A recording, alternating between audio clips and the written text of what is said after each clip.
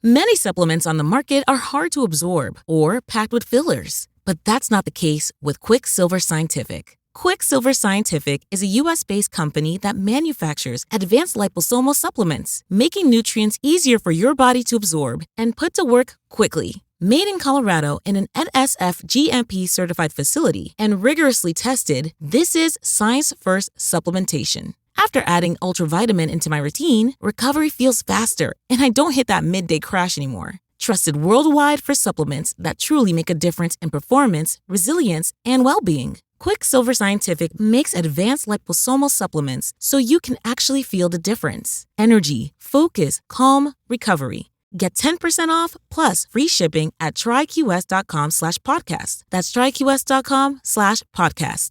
These statements have not been evaluated by the Food and Drug Administration. This product is not intended to diagnose, treat, cure, or prevent any disease. Hey, what's up, y'all? Kelly Clarkson with Wayfair. My favorite thing about the holidays? Decking out my whole house. It's not a competition, but if it was, well, I'd win the season with Wayfair. Outdoor inflatable Santa? Got it on Wayfair. Trees, lights, and ornaments? Wayfair. Hosting must-haves like dining sets, beds, sheets, and towels? Wayfair. For everything in your style delivered with fast and free shipping, visit wayfair.com or the Wayfair app to win the season. But again, it's not a competition. Wayfair, every style, every home.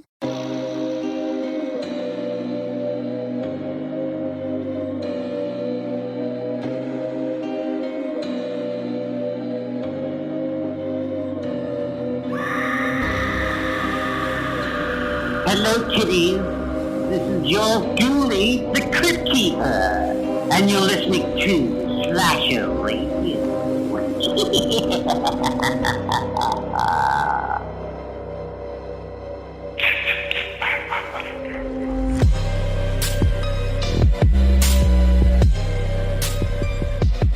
Welcome to Slasher Radio. Your host Mikey Moans, Kat Velour, and Rob Humphrey. What's going on, guys?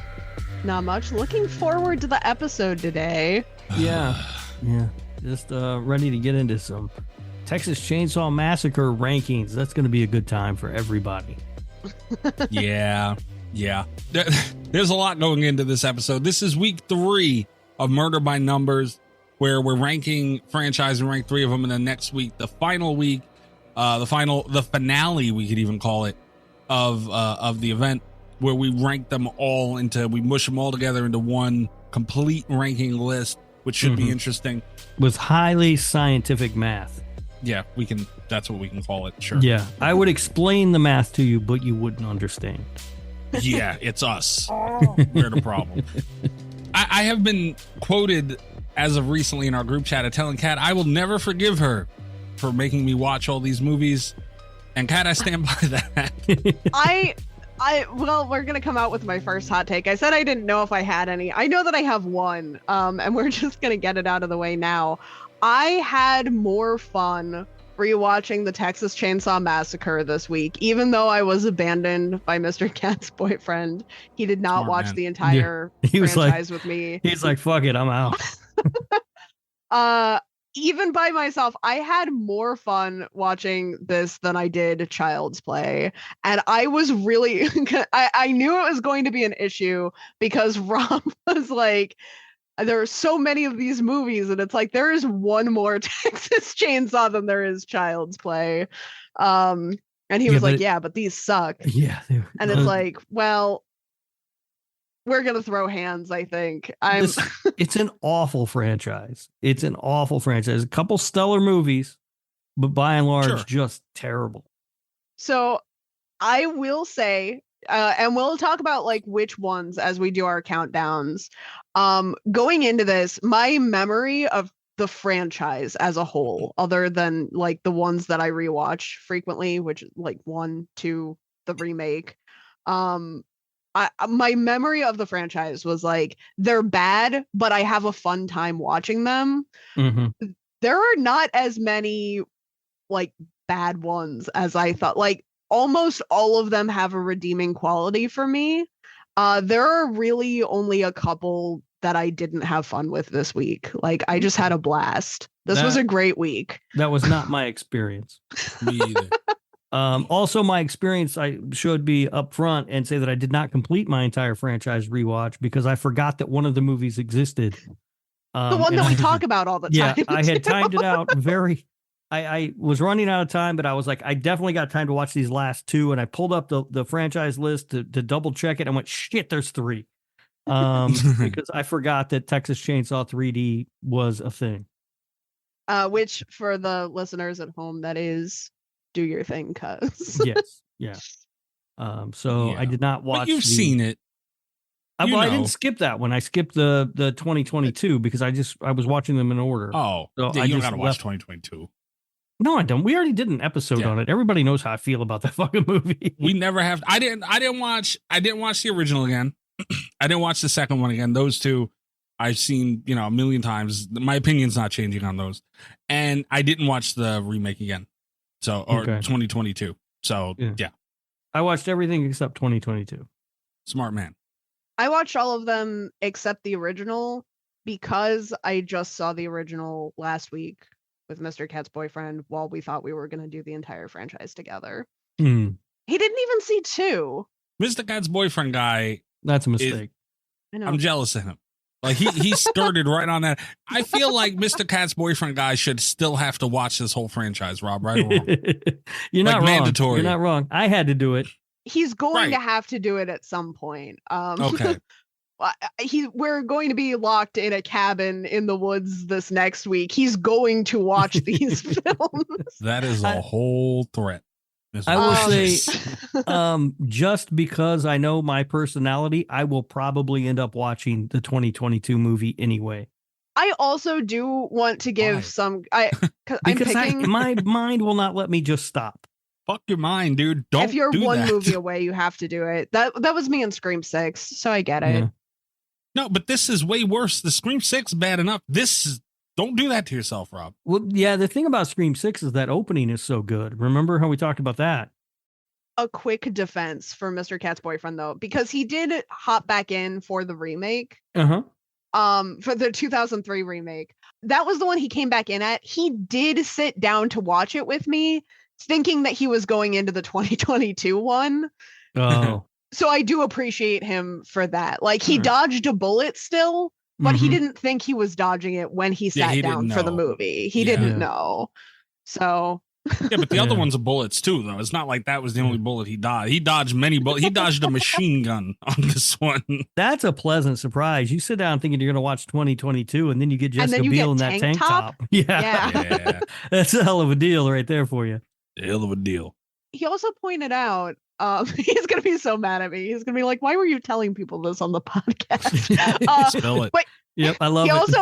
He also pointed out in the prequel, which he hated with a passion, he's only seen 3 of these movies. He has seen the original, he's seen the 2003, and he's seen the prequel to the 2003 one, Texas Chainsaw Massacre, the beginning. Yeah. And he hates the sheriff, so he understandably was irrationally furious at that film before we put it in. Like, he saw the box and was like, I don't want to do this. But he pointed out that the actress, the final girl in the movie is wearing very, very low cut jeans. She is. Yeah. That is Jordana Brewster, and I'm on board with that. That is a good decision. There was butt crack a couple times there. Yeah. I'm a big fan of Jordana Brewster. I'm a big fan of those jeans. He is a big fan of jeans. Also, how do you hate the sheriff? Like, he really hated the sheriff. Did he hate the character or the actor? Because that actor is amazing. No, he just hated the character. Okay. All right. Because, that's the drill sergeant from Full Metal Jacket. He's incredible. Yeah. He did a really good job. I think that issue is that he was doing a really good job being unlikable. Because the sheriff, specifically in the prequel, I think, terrible character. Oh, yeah. He's a bad guy, yeah. But a great actor. Great actor. Okay. I thought maybe you were saying he didn't like the actor, and I was a little hurt by that. No. But yeah, Jordana Brewster, she was working those jeans. Yeah. Oh, yeah. So we have obviously round 3 or night 3 of Murder by Numbers. We're going to be ranking the Texas Chainsaw Massacre here shortly.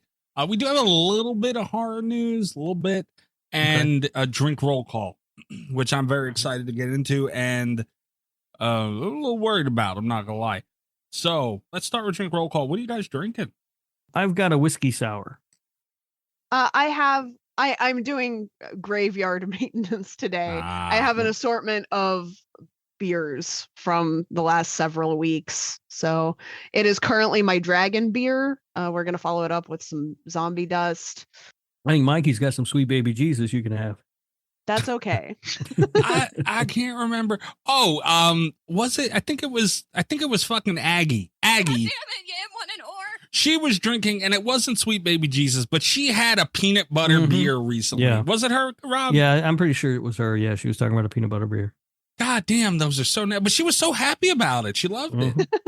Yeah. Yeah, I was like, damn it, man. All that went through my mind is Sweet Baby Jesus. But no, my drink roll call drink is a little dangerous here. And I don't know how much more dangerous it's going to get throughout the show, but I just want to go over margarita in a can has alcohol content in the can of what was it, Rob? A 12.3? Yeah, it's like 12. Yeah, I don't know, something like that. Yeah, and the tiki rum Mai Tai that I had was a 12.5. I am drinking Cutwater Long Island iced tea, which is ringing in at a full 13% alcohol content rate. There you go. Those Long Island iced tea, they are tasty. They are dangerous. Dude, I'm having trouble here right now because I cut it open about an hour ago. And I was like, let me, because then I'll be able to, if I need to come down a little bit before we record in a few hours, I'll be able to, and I can adjust then and figure out what I got to do. It is like a buzz per sip. Yeah. Yeah. I swear They're to God. not fucking around. And the thing about the Long Island iced tea is because I think that was the second one that I had. The Mai Tai, you can taste the alcohol like while you're drinking it. The iced tea creeps up on you like. Yeah. Yeah. I was talking to a friend of mine and I took the first sip and I said, oh shit, I taste nothing but goodness. And this is bad. What does it taste like? Tastes like a Long Island iced tea without the alcohol. This bad news bears going on over here. So it just tastes like an iced tea? Yeah, kind of, Kind but of it's like a little Arizona iced tea. I mixed don't with see. like I can't a drink. Coke. I don't like tea. I don't like that taste. Oh, It's well, fucking gross. Yeah. then you might not like the Long Island iced tea, No. but it tastes so smooth. But because Long Island's like when you get them at like a bar or whatever, it doesn't taste like tea at all. No. Well, this has a little bit of the carbonated soda to it, a little bit. Yeah. That's got like You'll a like little what it bit of does Coke to you, in I there. swear. Yeah. And I I will say if you don't like if you don't like the first sip, you'll like the second or third. you sure the fuck will. But I will say, Mikey, speaking of Cutwater stuff, you dropped in the fucking sex tape thing again. And what I noticed listening to it was you can hear me getting drunker as it goes. Like it was very funny. And I'm pretty sure that was a margarita in a can night. It was a margarita in a can. It was. Yeah. And I was talking to Little Miss Huge Clown Penis. Huge clown penis. While I was editing that episode.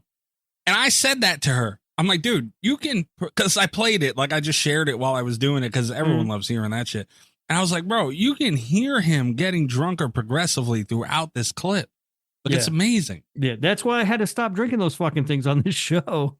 And the next day was a nightmare. Yeah, I'm gonna try. My favorite part of that whole montage is the one spot where you go, "You motherfucker!" Like, just what does it mean? I love it so much. But anyway, so I'm gonna try and I just finished the first one. Okay.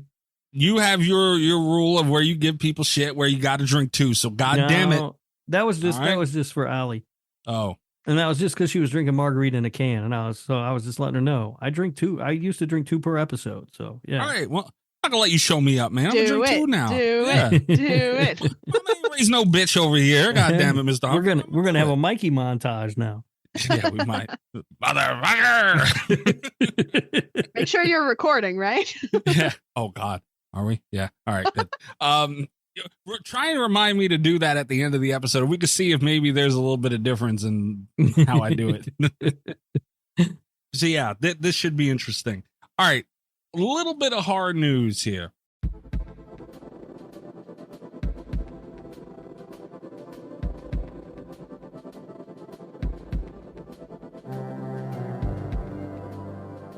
it's not really news because there's not like a ton of news going on, but Bloody Disgusting does have, oh wait, hold on. Bloody Disgusting does have out a summer horror preview, and that is where a lot of these horror movies are hitting, you know, throughout the latter end of the year, and especially in the summer. So I figured we can kind of just go through this real quick. There's a number of movies coming out this summer. Yeah. Right. Including on Thursday, the Possession movie with Russell Crowe and Niles from Frasier. I keep blocking that out, and you keep bringing it up. And When I saw the trailer for the first time, I was like, did they make a Pope's Exorcist sequel already? But no, it's just Russell Crowe in a different Possession movie. That's the part I think that makes me the most mad. Yeah. Because I was like, I was not happy about a Pope's Exorcist sequel, but I was willing to accept it. But that's like as far as I'm willing to go. Russell Crowe in a second one of these, it's too much. Yeah, and then Niles from Frasier shows up, and I know what the fuck is happening. There's a whole other element to it. So but in regarding the Pope's Exorcist, I think I'm coming around on that movie a little bit. It's kind of stupid, but it's kind of fun too. I don't hate it. I mean, the dude rides a Vespa scooter like all the way across Italy. It's hilarious. Okay.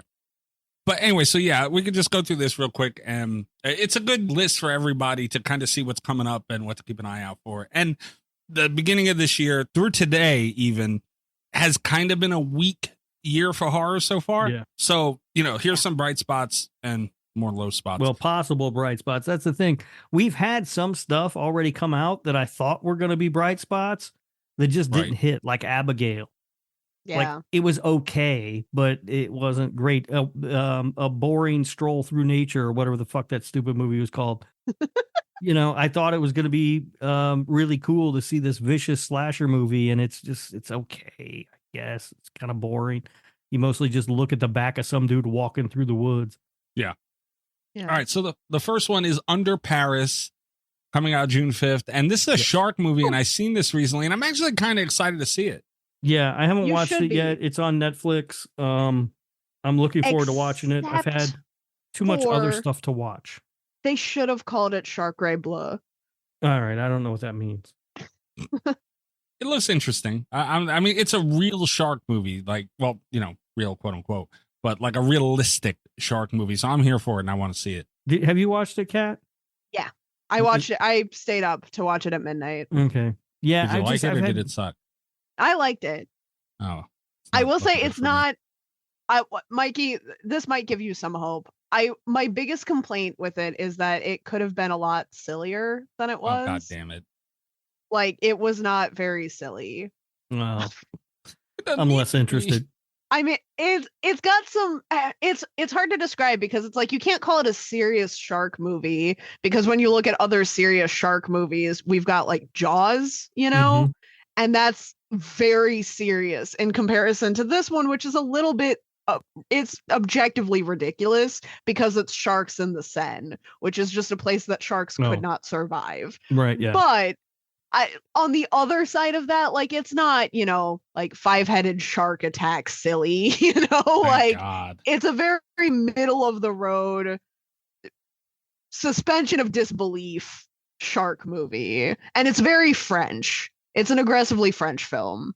Like, they were not fucking around with that part, which is why I think they could have called it Shark Ray Bleu or Champs-Élysées. No, that's good. That would have been good. Yeah. And now, are they wearing berets and chomping on baguettes, or what makes them French sharks? What is that? Jesus Christ.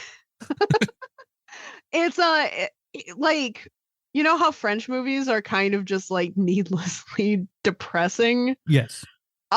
It's not as bad as, like, again, a lot of the French movies that we've watched on this show are like extreme horror movies, and it doesn't reach that level, but there is sort of this sense of nihilism that runs all the way through what otherwise could have been a comedy movie. Okay. So it's like, it's a weird tone. Yeah. So it's like the depression that set in when we thought that guy died in Five-Headed Shark Attack, but then we realized that he was okay. It's like if the whole movie took place during that minute. That real emotional center of the film, yeah. Yeah. But I liked it. I thought it was fun. All right. The next one up, some of these I haven't even heard before. Trim Season, June 7th. That one's made up. Yeah, and it's never heard of that. Don't know what that is. Oh, no, let's stop being mean to it. Hold on a second. Wait a minute. There's hope. A job at a marijuana farm turns nightmarish in trim season, directed by award-winning filmmaker and production designer Ariel Vida. Anything else interesting here? It's just a bunch of other stuff that people that are in it, which, Hellfest, who the hell remembers who's in that thing? Yeah. And Corey Hart from Fear the Walking Dead. Who the fuck knows? That's it. No other information. I'm here, though. I'm ready. All right. Oh, The Watchers, which we were talking about before we recorded, June 7th. That is bad. M. Night Shyamalan's daughter directed it. Promising. Yeah. And nothing against her. Hopefully she goes on to have a great career, but boy, was that a bad movie. Is it better or worse than his last couple of movies? It is better than, let's see, what were his last couple of movies? He did Old. Old is the one that comes to mind. Yeah, it's better than Old. It's not as fun as Old, though. That's the thing. No. There's no fun to be had in The Watchers. That's not great. And that's the thing, like, Old is like so bad that it's kind of enjoyable at times. I will say I do really like Mid-Sized Sedan. Yes. He also did Knock at the Cabin. Oh yeah. I would say it's close to Knock at the Cabin.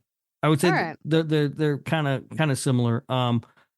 I would put it kind of on that same level. But yeah, it's just not very good. I guess it's based on, I don't know if it's based on a book or a short story or something, but I don't know. I just didn't care for it. All right. The next movie is Tiger Stripes, June 14th. No clue. No idea. I feel like I've heard about it though. I don't know. It just sounds familiar. The Exorcism, June 21st. That is Russell Crowe and David Hyde-Pierce. And that is the big horror release coming up this week. So I will probably be in the theater watching this, getting pissed off about the time this episode releases. Fair enough. Okay. Next movie is Humanist Vampires Seeking Consenting Suicidal Person. Hell of a name. That was the Spirit of Cat Velour winner at the Slashies last year. It's a foreign film. Apparently is going to be released here in the States now. I don't know. I'm looking forward to it getting a States release because I do like to watch the Spirit of Cat Velour films. Yeah. Limited theaters, it says. So, yeah. Nice. So that's one to like put on the schedule if I want to make it. Yeah. Here's one that's going to be out on Shudder, though. June 28th is called The Devil's Bath. That sounds gross. That sounds disgusting, but I'll probably watch it. Yeah. Here's one that's interesting and is probably going to be horrible. A Quiet Place Day One comes out in theaters on June 28th. Yeah, the biggest question with this movie is why. Like I have a prediction. I think that maybe they can do this for one more movie where we ask, why do we need that? And we go and we watch it and it's a fun time. And then we don't remember it in a year. I think they can pull it off one more time. I think if we get any more Quiet Place movies, they're going to suck. But I have some hope that this will be like a mindless, fun time. Right. That's what A Quiet Place 2 was, right? Like I saw it and I went, okay, that wasn't bad. That was actually kind of good. And I couldn't tell you a thing about that movie right now. Right. No, I'm pretty sure they ended up on an island or something. But they won't be though, because it's based in it's going to be set in New York, so we all know how that goes. It's not going to be good. That sounds fine. As someone from New York, I'm telling you, it's not going to be good. Or Scream 6. And it was probably shot in Toronto. Kiss my ass. The next movie is Kill. Comes out on July 4th in theaters. Wow, it's just called Kill? Just Kill. And it's going to theaters, huh? Yep. Never heard of it. Me either. Moving forward. Oh, here's one we've all heard of. Maxine, July 5th. The trailer just dropped. Ow, my lip. Recently, I'm bite your lip drunk, apparently. I know Kat tries to stay away from trailers. Have you seen it, Kat? Rob, have you seen it? What do you think? I saw the first one, but not the second one. Like, we just got a new one. I saw the new one because it played before The Watchers. I'm very, very on the fence about whether this movie looks good or not. And in fact, I'm not on the fence about whether it looks good or not. After seeing that trailer, I think it looks bad. But I'm going to trust Ty West and Mia Goth and see what happens. And I'm still looking forward to seeing it. They have one showtime at my local theater for Humanist Vampire Seeking Consenting Suicidal Person. Oh, really? Just one? They have one single one. Yeah. I'm writing it down now because I will forget. Yeah. And then tomorrow I'm going to be like, what is this? I think we lost Mikey. I think he gave up on us. Oh, okay. Oh. The trailer looked bad, and I was disappointed, and I don't want to say that because I am still looking forward to it, but I'm just at this point going in like, please just don't fuck this up. Please just don't fuck this up.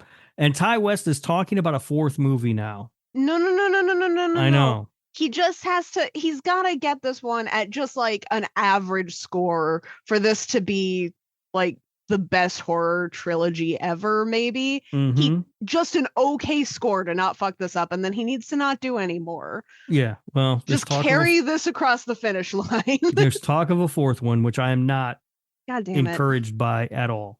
Ty West. But what if Maxine's really good? Would that change your tone on a 4th one? No, I don't want a 4th one. This was. He's got a chance to do a perfect run. Right. And go on and do something else. No matter what Maxine turns out to be, I'll be excited for the next Ty West thing because I've always liked his movies anyway. So, like, I'm already looking forward to whatever he's going to do after Maxine. And I really hope it's not a 4th movie. In this story. Do another movie with Mia Goth if you want, but do something else. All right. Next movie is Longlegs, July 12th. Well, yes. This is possibly, after having seen that second trailer for Maxine, this is probably the movie that I'm most looking forward to this year, and I can't wait. Longlegs is probably going to be my movie of the year. I have not seen it. I'm ready to call it now. Yes, and we talked about this on the Nick fucking Woo Cage Cast. There is a new trailer for it, and I have been warned from several people not to watch it because they say it shows more than you want to know. Yeah, so this is our PSA for that. Yes. Next movie is Oddity, July 19th. I saw the trailer for this and thought it looked dumb. All right. I know nothing about this one. Yeah, I don't either. Damian McCarthy follows up creepy Caveat with a supernatural tale of revenge. One that features a sinister mannequin. What? Oh, and a blind medium. Never mind. Yeah, it looked really dumb. You had it was a roller me because I coaster, liked wasn't it? Yeah. Caveat, and I liked Revenge. Yeah, it looked really bad. All right. Looked like a bunch of dumb bullshit. I have to be nicer to movies though, because after watching Poor Things, I think had one of the worst theatrical trailers I've ever seen. Mm-hmm. And I felt so dumb that I didn't take my chance to go see it in a theater after it came to Hulu. Yeah, the movie was amazing. That movie was But the great. trailer looked so stupid. I don't remember the trailer for it. I feel like it's one I wanted to see, but I just never, I couldn't get to the theater to see it. I had so many chances to go and I was just like, I don't think it's going to be worth it. And now, Because my kid always wants to go to the theaters with me, and that's not really the kind of movie I could take my son to see, know? No. Yeah, neither one of us is going to be comfortable sitting through that. No. Okay. By the way, the second Long Island iced tea, Cutwater Long Island iced tea, is open. All right, nice. Okay. So here we go. Mikey's playing with fire here. Yeah. The timer is on, is what that means. The next movie is Cuckoo, August 2nd in theaters. I don't know what this is. Cuckoo? Cuckoo. Cuckoo. Cuckoo. Oh, it's cuckoo? I didn't. Mm-hmm. I was stuck on the cuck. Is that how you spell? I didn't know there was a C in there. Okay. Yeah. Hell of a deal. Never heard of it, though. Yeah, either way. Yeah, never heard of I'm this. I saw surprised. a trailer for this one, and I was really surprised that this trailer didn't also play in front of Abigail.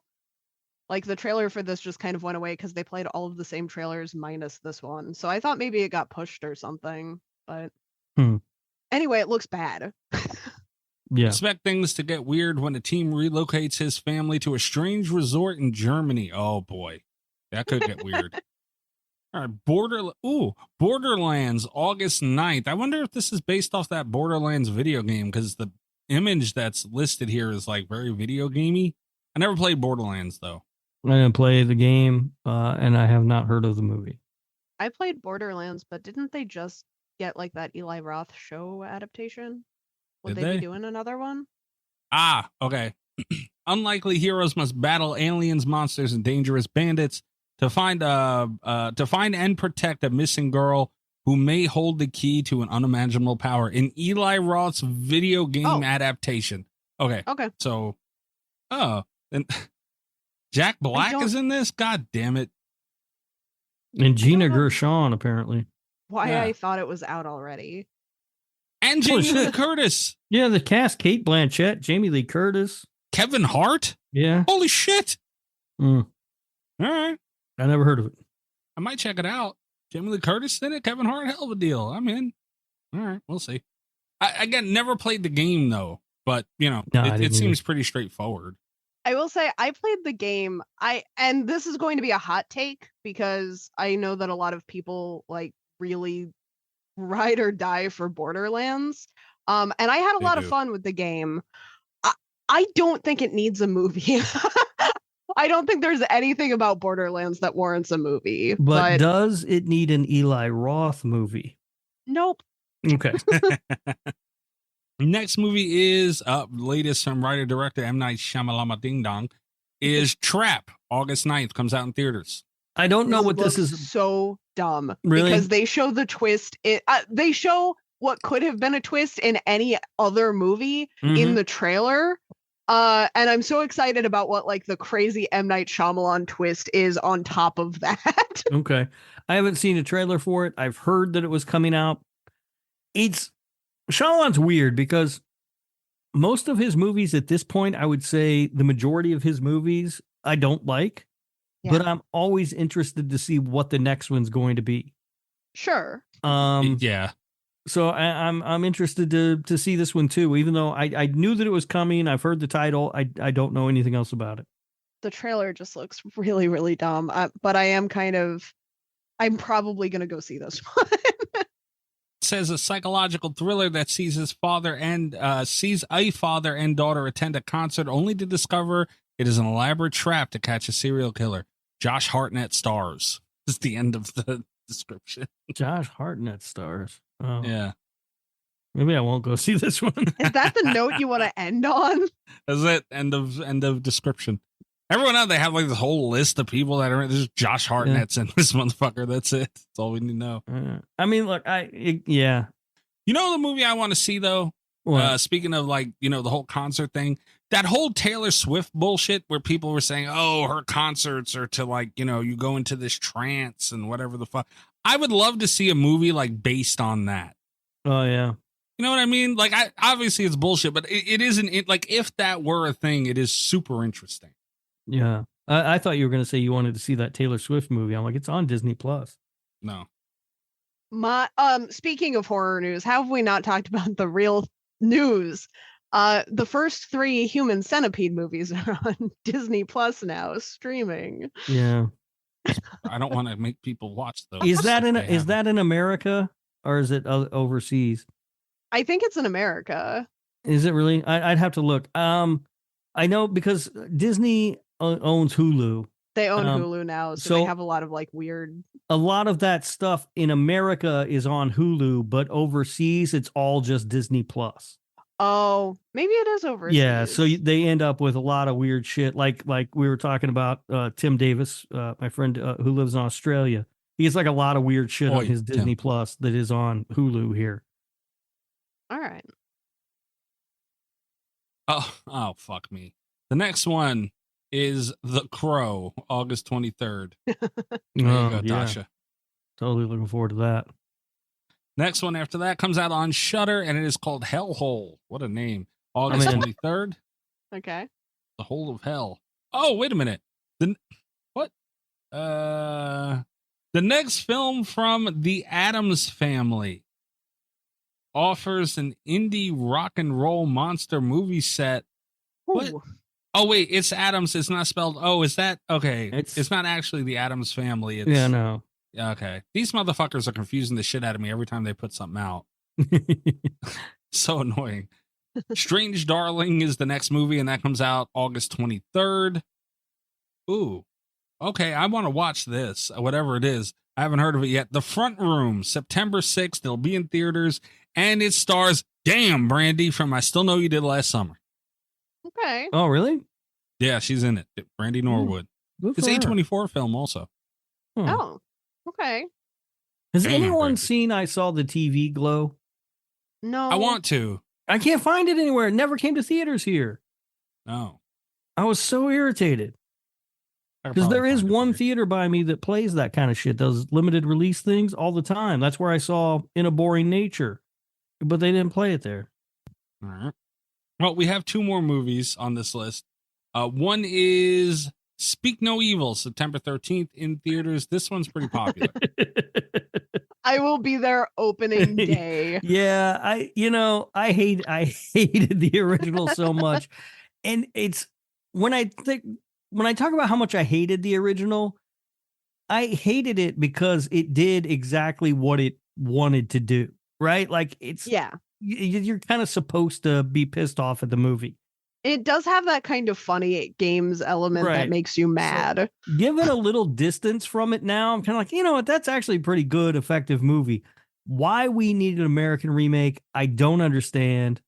No idea why this movie exists. It's pointless. The movie's in English. It's not even a foreign language No. film. Why the fuck?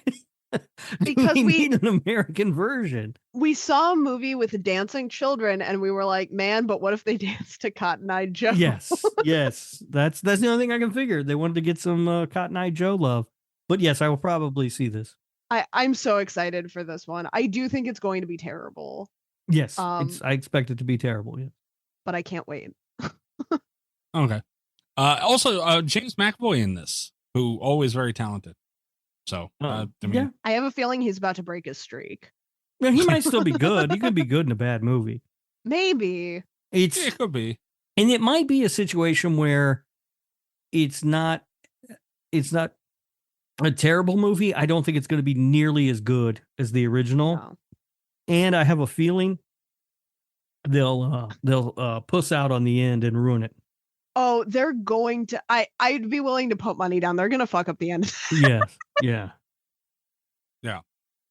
And last, but certainly not least, Beetlejuice. Screw the both of you. I'm looking forward to this movie, and I can't wait to see it. It's coming out September 6th. It'll be in theaters, and I kind of want to go to the theater to see this one. I wonder, honestly, I like the Halloween Kills experience. That was the pandemic one, right? Mm-hmm. Yeah.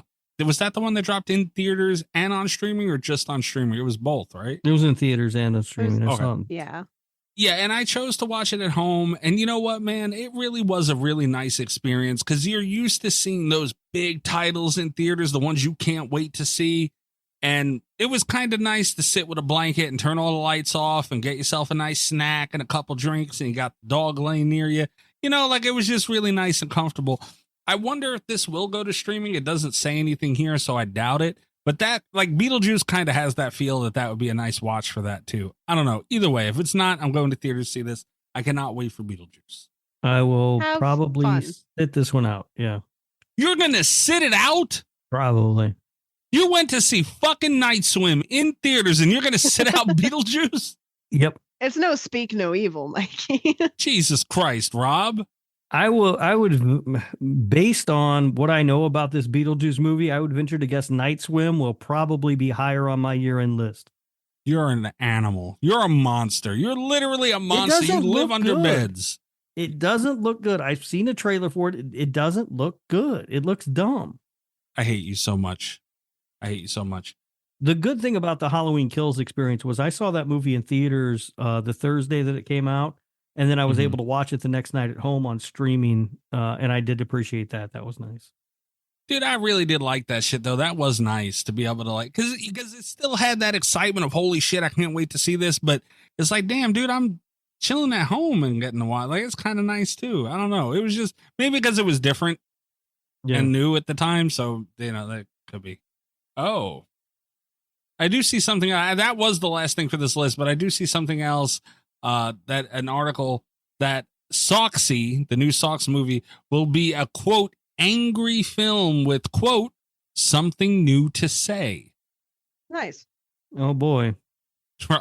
Rob, does that make you look forward to it anymore? No. I'm a little bit so I don't mind that in concept, but I do worry a little bit because the last time that they said that a Saw movie had something new to say, it was the Spiral from the Book of Saw, and what they were saying is that police corruption is bad, which was very much the title premise of all the other Saw movies. So I'm Listen. a little bit worried. If it's that police brutality is bad, I'm gonna lose my mind about Soxy. Ooh, it's also saying, oh, okay. I thought it was good because it says the article starts, if it's Halloween, it must be Saw. Unfortunately, the franchise isn't returning to theaters this coming Halloween season, but it's because it's coming out in 2025. I thought it was going to go straight to streaming. I was like, there's no fucking way. The No, movie I made got a lot of pushed. money. Yeah, that's crazy. That strike, man. Good Lord. Affected a lot of things. But yeah, so Rob doesn't affect it at all for you. No, it's gonna be another Saw movie. Maybe we'll get to see John Kramer adopt that little boy and Honestly, take him out I'd for ice watch it. cream.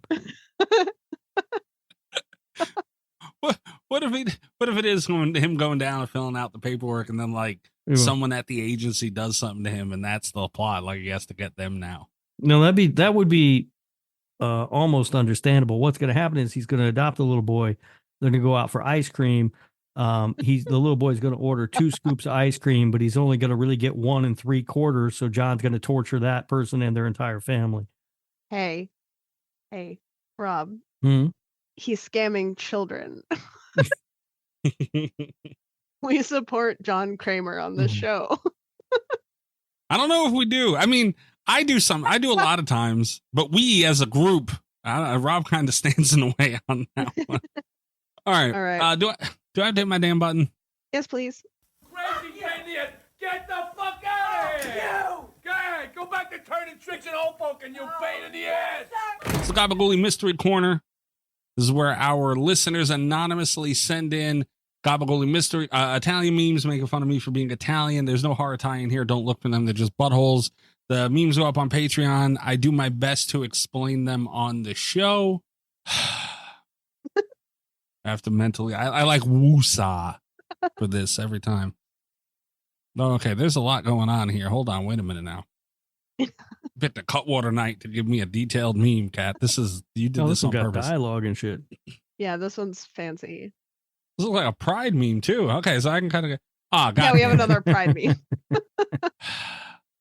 Did this come in because you requested after last week like that? Did this come in because of that, or did you have this one already? I actually had another one that I pushed so that we could send this one in. The listeners really came through. I got a lot of Italian Pride memes. So we're good for next year on this then. Yeah, is we're what you're good saying. for next All year right, on dope, Pride. Great. Awesome. That's just what I want to hear. Wonderful. Yeah. So this one, it's like it's a 2-parter, and it's got like the air bubbles coming up from 2 different characters here. And one of them, it looks like 2 girls that share rooms, and they have like the beds, like the twin beds next to each other, kind of like Lucy and what's his name from I Love Lucy and Ricky. And it says, so are you like gay or something? Says the girl on one bed, and the other girl on the other bed, who looks to be putting something up on a wall, says, what? ?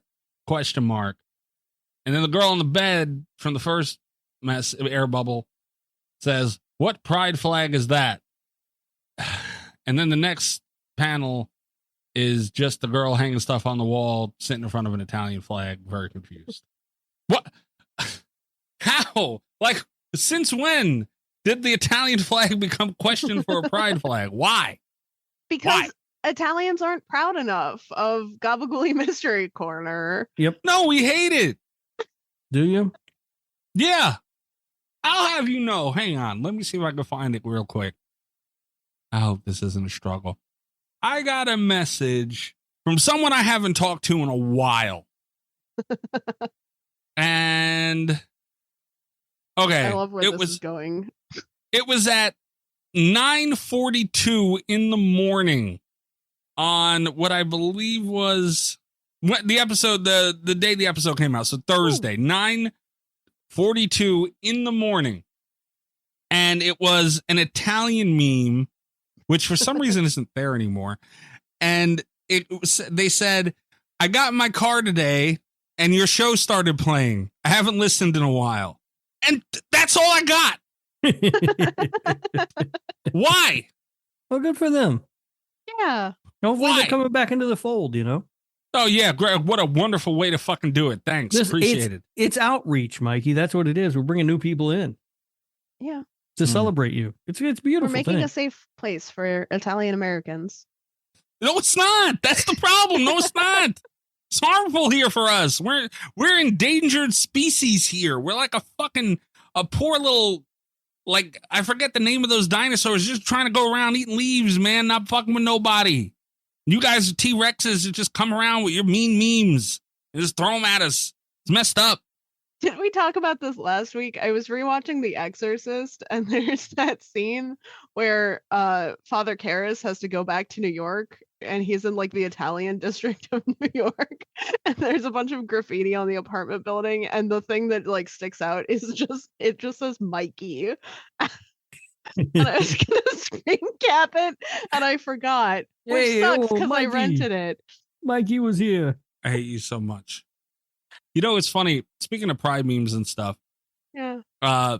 It really has nothing to do with memes, but it became a meme. Dead by Daylight had their pride event for, I think it was this last week. I forget what day, but they had like a big, live stream or whatever for it. And it was an awesome live stream. So every year they give out like a bunch of charms and stuff that you can wear and everything in game. And they give out a bunch of codes where you can redeem them for these charms for free. And there's like a ton of codes for all different pride charms. And this one dude who's like a very popular like news outlet for the game, but also shit poster. So you really don't know what's real and what's not. And he put out a thing where it was like an image on Twitter and it's like 500,000 blood points redeemed for this code only today. Act fast. And it was a code for one of the pride charms, and people were pissed. So like it was really funny seeing all like the homophobic assholes that got tricked. They were not happy at all. It's like, that's what you get, bro. Yeah. So now all these dickheads got tricked into downloading these pride charms, and I found that shit hilarious. Dude's doing That's God's amazing. work. Yeah. There's also, speaking of Dead by Daylight, new Nick Cage skin available right now. That's awesome. Oh yeah, there is. It's horrible.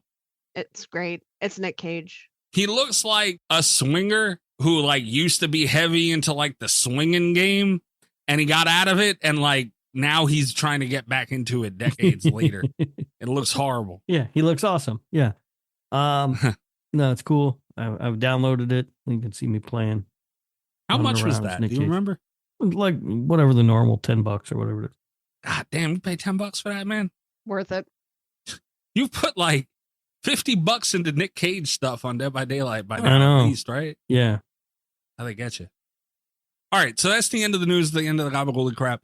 We're going to take a really quick break, and we will be back with week 3 of Murder by Numbers. I almost called it Murder Madness, where we're ranking the Texas Chain. We are not going back to that shit. Fuck no, we are not. Actually, hold on. This is warranted for that shit. No. Yeah. We're going to be ranking Texas Chainsaw Franchise BRB. Yeah, this second can was a questionable idea at best. What was that award, Rob? Oh, the interesting decision. Yeah, Yeah. interesting decision. Yeah. This was an interesting decision. We don't know if it's Not necessarily a bad. bad decision Yeah. yet, but it's an interesting one now.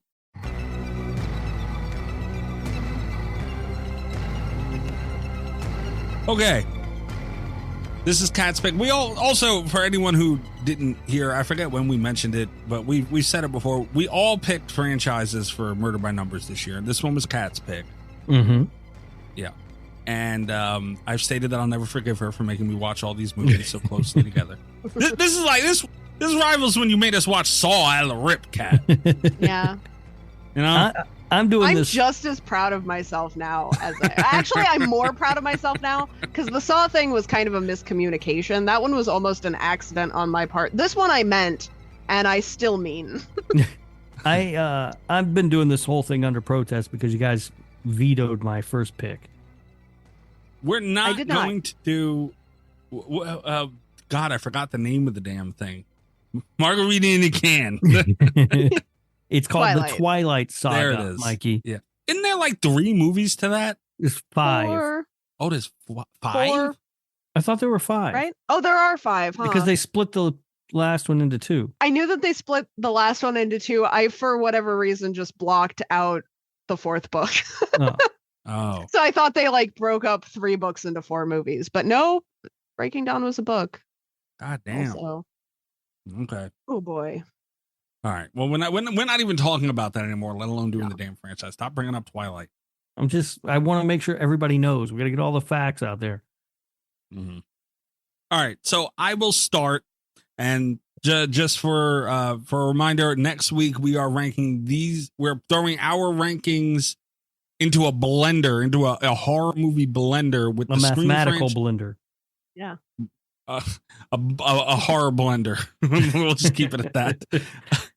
With the Scream franchise and the Child's Play franchise, along with this Texas Chainsaw franchise ranking, and we're going to come up with one. So super interesting shit. You're not going to want to miss that. But anyway, so I'll start us off, and my number 9 for the worst of the Texas Chainsaw franchise is Leatherface. Everyone thought it would probably be TCM 2022. And when I started this, I had a couple of movies in place of where I thought they were going to be. Some of them moved, some of them didn't. TCM 2022 started at the bottom. And damn it, man, Leatherface 2017 was fucking bad. This movie was awful. It was horrible. It was about Leatherface as a teenager. Like, anybody gave a shit about that? And I don't know why the fuck they made this movie. I don't know if I've ever watched this movie before. I don't remember it. This is like the second prequel in the damn franchise. And I feel like the most I remember of this movie was seeing the trailer and thinking this is going to be absolute dog shit, and hearing what it was and thinking, why would anybody want to see that? I know I don't. And I don't think I ever watched it. This is probably a first watch for me. This movie's borderline unwatchable. It was really bad. And it was easily worse than TCM 2022 for me. That's it. The story was all over the place. Like, it wasn't even like they were trying to tell a new story and it didn't work. Like, this thing there was no continuity here whatsoever. Callbacks were basically non-existent to an iconic franchise. I don't know how you missed the boat on that. This movie sucked so bad. And this is the one cat that pissed me off more than any of them. Wow. All right. We'll talk about it. Yeah. We'll definitely talk about it. We sure will. Yep. It'll come up at least 2 more times, as a matter of fact. It should be sooner than later, I would hope, for the both of your list's sake. It's horrible. This is my new favorite Texas Chainsaw. My number 9 is Texas Chainsaw Massacre: The Beginning, which is the other prequel that is in this franchise. This is the prequel to the remake, which feels like just more of the same bullshit from the remake. It's not interesting at all. I don't need a backstory to any of these characters. I don't care how the guy who has no legs lost his legs. I give a fuck about that guy. It was super boring, and I hated it. And it's the remake, but worse. Wow. Okay. Thank you for coming to my TED Talk. I will not be taking any questions. Your TED Talk is bullshit. Okay. Wow. Kat, what about you? My number 9 movie is Texas Chainsaw Massacre 2022. Okay, Kat stood firm. Yeah. I stood firm. Here's the thing. Because I hadn't seen a lot of these in a long time. I had seen this one in 2022, and it felt very fresh in my mind, right? Because I had a lot of very vivid complaints about it. And if you want to hear those complaints, really, they haven't changed that much since I saw it and we did the episode on it. I came into that episode hot, having just seen it, like angry and worked up, because I had my hopes up and they let me down. And one thing that I really, really wanted out of my entire franchise rewatch, especially, and like the more Texas Chainsaw movies that I watched and had new opinions about and formed strong memories with this last week, the more of these I went through, the more determined I was to reevaluate with an open mind how I really felt about Texas Chainsaw Massacre 2022. And I went in and I got there and I was like, maybe the rewatch is going to get me. Maybe Greg was right. I really hate this movie. I hate it a lot. It's not, maybe Greg was right. Maybe Greg was right. You know, we have that whole like broken clock thing. Greg and I agree about some hot takes. I thought maybe I could come around. But I don't like this movie. I think, and we've talked about this before on other movies. Usually it's standalone movies, but usually it's not the 9th movie in a franchise. But the thing that bothers me more than any other movie sin is wasted potential. And they tried so many different things. We were in an era of like this requel thing, and it should have worked. And they were going to redeem Sally Hardesty, and I saw the trailer and I believed that, and they let her down. They did her dirty more than the original, which is crazy because she's one of the final girls that I think had kind of a rough go of it in the original, and they made it worse. And they introduced a bunch of like, I feel like a crazy old grumpy Republican man when I'm like, it's too woke.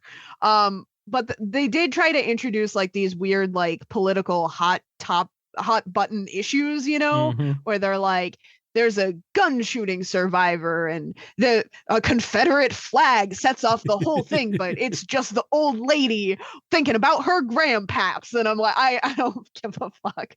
This is so bad. And like, it doesn't even commit to a stance on any of those things, which is worse. I honestly would have rather them just like leaned into it and been like, the Confederate flag isn't that bad. Because at least that would have been a take. It wouldn't have been a take I agree with, but I would have respected that they're like, respecting the opinion of Texans, I guess, you know, and because even the old lady doesn't believe in the flag, you know, like it's just a non-issue. And like even the gun survivor, the shooting kid with all the trauma is like, but maybe guns are okay sometimes. And it's like, I beg anyone in this movie to have any kind of opinion about anything at all, or don't make it like, don't bring it up if you're not gonna, because I don't watch these movies for political stances. Like they could have just not brought it up. I never would have thought about it. And my other thing, and I talk about this a lot in the episode too, the entire premise of this movie hinges on me believing that a chef and a social media influencer are needed parts of a bank to sell foreclosed property. And I just don't understand why they own this town to begin with. It's bad. I hate it. I hate it so much. Thanks for coming to my TED Talk. How do you feel, Kat? I feel better. Okay, good. I tried though. I want it on the record. I really tried with this one, and it let me down again. All right. I hate it. All right. Well, I can piggyback a little bit. Thank you. TCM 2022 is my number 8. The movie sucks, man. Everything Kat said is right. The movie sucks. I don't think this won't be the last time I bring this up probably, but Leatherface and the Texas Chainsaw Massacre franchise in general is just not something you can change the fucking scenery of. You know, like Jason X worked. You know, Jason Takes Manhattan, feel how you want to feel about it. It has iconic scenes. Like a lot of people do like that movie. You know, like that different change of scenery worked. Freddy has moved around and it worked. Myers even, like it just, there's certain characters you could do. Most characters you can do that with. Understood. Leprechaun too. Like the list goes on. Texas Chainsaw was great because, partly because of Leatherface, but it was mostly that vibe and that feel and that grittiness that you got from the movie of the original. And you just can't do that on a goddamn party bus or anything like that. You just stop trying to do it. You're literally taking away everything that made the movie great. And every time they move away from that, the worse the movie gets. And this movie sucked. All right. And number 8. I agree. The atmosphere is like kind of a character in the Texas Chainsaw franchise. Like even the bad movies have some kind of ode to that atmosphere, except for this one. And it drives me crazy. And also, like, I laughed so hard when Leatherface popped out of the sunflowers. It gets me every time. So stupid looking. And So like, bad. there are moments I'm going to defend a lot of these movies because they made me laugh. But like, once you start bringing like messages and they tried to do that whole like elevated horror nonsense with this one. Mhm. And it just, when you miss the mark on that, it's harder to like laugh at it in a fun and satisfying way. We'll keep this train rolling. My number 8 is also Texas Chainsaw Massacre Hell 2022. of a deal. Yeah. And pretty much for all the reasons you guys have said. There are, I will give credit to the bus massacre. I do like that. No. And I will give credit to the hilarious Tesla thing at the end. That's it, though. Everything else about this movie sucks. The biggest sin it creates is the way that it brings Sally Hardesty back for no fucking reason at all. We talked about that before we started recording. We were bullshitting about that. Yeah. She just does nothing in this movie at all. Hey, yeah, it's a playing bad garbage movie. isn't nothing. All right. Yeah, it's just a bad movie, and I do not like it. And yeah, if you want more on our feelings on that movie, you can go listen to the episode that we did about it. Or don't. I don't blame you if you don't. The movie sucked. Although, if like a lot of people, I don't know, like it's a mixed bag. But I know some people don't like listening to like echoed opinions on something. Mm-hmm. We had Darth Gregor on that show who loves that movie. So go ahead and listen. If you want to hear some bullshit, you go listen to that. Yeah. Yeah. What was it, Kat? The Bulgarian Chainsaw Massacre. Yeah. Yeah, Mhm. Bulgarian Chainsaw Massacre. That was incredible. He really didn't like. There's certain things like Greg doesn't give a fuck about a lot of things, but you could tell when something really annoys him. He did not like that shit. All right, my number 7. Oh, Wait, hang Kat's on. got to give her number 8. Oh, I'm sorry. Yeah. I'm sorry, Kat. We were on such a roll with the 2022 thing. We were on such a roll with this one, Yeah. but I got on that train a little bit early. So Yeah, you did. I said that I feel really sure about my rankings. I feel more confident in these rankings than I do for the other franchises. Mhm. This was the hardest spot for me to assign. My 7 and 8 were the closest of the two. Okay. I feel pretty solidly about where they landed. My number 8 is Leatherface, the Texas Chainsaw Massacre 3. What? All right. There were 2 redeeming qualities of this movie, but they didn't redeem it enough. And I want to shout them out because I had forgotten Viggo Mortensen was in this one. I Mhm. love seeing him and stuff. It was a blast to see him in this. Favorite part of the movie. And then my second favorite part of the movie was when he showed back up again. I also think it's worth shouting out Benny, I think, is one of the strongest written characters in any Texas Chainsaw Massacre film ever. Is that Kin 4E? Yes. Okay. He deserves like a huge shout out because I was obsessed with his character. If the movie had followed him, it might legitimately be my favorite in the franchise. Unfortunately, they just kind of have him hanging out in the middle of, I would almost describe this as like a Texas Chainsaw remake in itself. Like it follows a lot of the same arcs. Mhm. It captures a lot of the same shots, but it takes them like 40 minutes to get there. And that's a rough 40 minutes. There's a lot of shots of like Roadkill being Mercy Yes. killed. Yeah. And like these 2 characters whose names I remember Benny's name. I don't remember the 2 main characters' names in this film. And there's supposed to be like a couple that I'm theoretically invested in, but I'm not.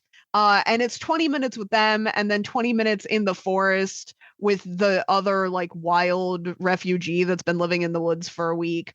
My other film, I feel like, was as bad a quality of this one, but this one took no chances whatsoever.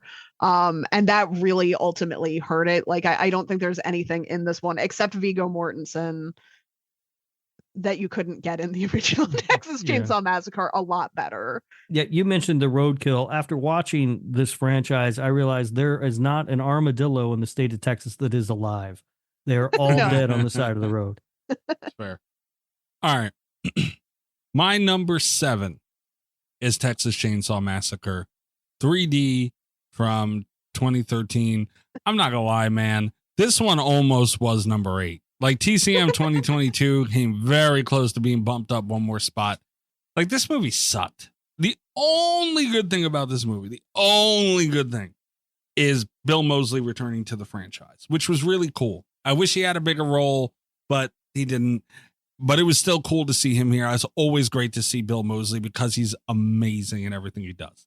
Yeah, but he's barely in this thing. I mean, it's right. Yeah. Yeah. Maybe if he was a main character, it might have helped but this movie sucked. Not only did it suck, it was boring. Other than the opening with Bill Moseley with that police standoff outside, which is an interesting concept. But other than that, there was 37 minutes into this movie that before we got anything. Yeah. Anything of horror substance. Almost 40 minutes into a Texas Chainsaw Massacre movie. And I understand the original was a bit of a slow burn, but you did get big moments here and there, early on and throughout, sprinkled. This had bullshit, man. Like, it was fucking nothing. And the Leatherface himself was awful. It was terrible. Yeah. Why he had that red shirt on was so idiotic. He looked like the dad from Roseanne. Like, it was terrible. I didn't like the carnival thing. This is kind of what I noted with TCM 2022. Stop trying to bring Leatherface in different areas. It doesn't work. Works with Jason. It can work with Freddy. It doesn't work with Leatherface. Stop trying to do it. It was so dumb. It did have the Amanda scene with Amanda from Saw, which was like, in 2013. Yeah. Kind of prominent, I guess. But I don't give a shit. Stop doing stuff like that. This movie really sucked. Like, really bad. The whole final girl being a Hewitt in the no. Yeah. No. Mikey, my number 7 is also Texas Chainsaw 3D. Hell of a deal. And it's funny to point this out, I guess, but my number 8 was Texas Chainsaw Massacre 2022, which is a direct sequel to the original film. Texas Chainsaw 3D is also a direct sequel to the original film. Yeah. I think that this movie, I don't hate the idea, like the premise of the film, I think is fine. But man, is the execution just absolute dog shit. Like, it's so bad. And the script gets so fucking dumb. Do your thing, cuz. I mean, come on. The fuck are we doing here? This is Leatherface. It's just so stupid. And we talked about it on the Patreon show, I think, or who the fuck we were chatting and whatever.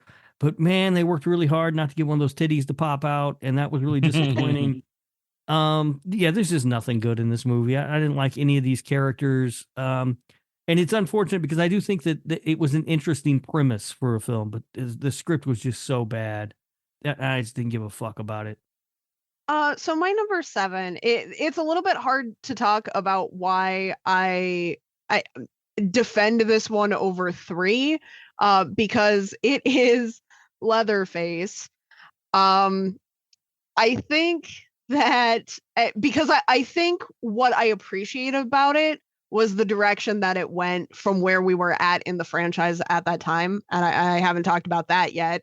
But we were at a precarious point in the Texas Chainsaw Massacre franchise. It was not going well, and we had done a prequel before, and this is often the worst of the prequels, in my opinion. But what I like about it over 3, even though 3 had Viggo Mortensen, is that it took a lot of chances.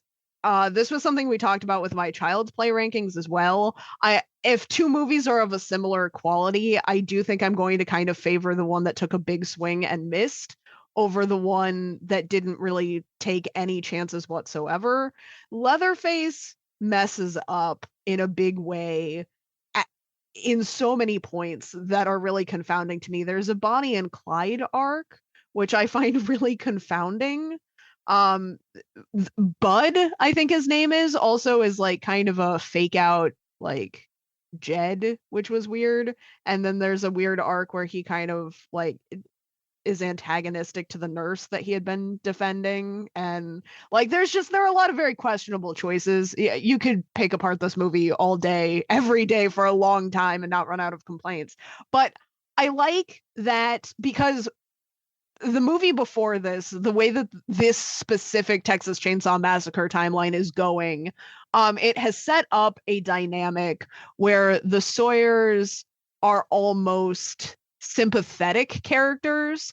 So I think, which I don't agree with that or disagree with that, but that was the point that they were in going into Leatherface. So I think it was really interesting to kind of rebalance that. Like, yeah, you can be sympathetic for them. There are other villains in the town. This is how we got here. But at the end of the day, Leatherface is a bad, scary guy. You know, like I feel like this was kind of leading us back into that Leatherface bad genre of Texas Chainsaw, which I don't disagree with in concept. I also think the special effects were pretty good in this one. There was a lot of blood, which for 2017, I think was when this one came out. Yeah.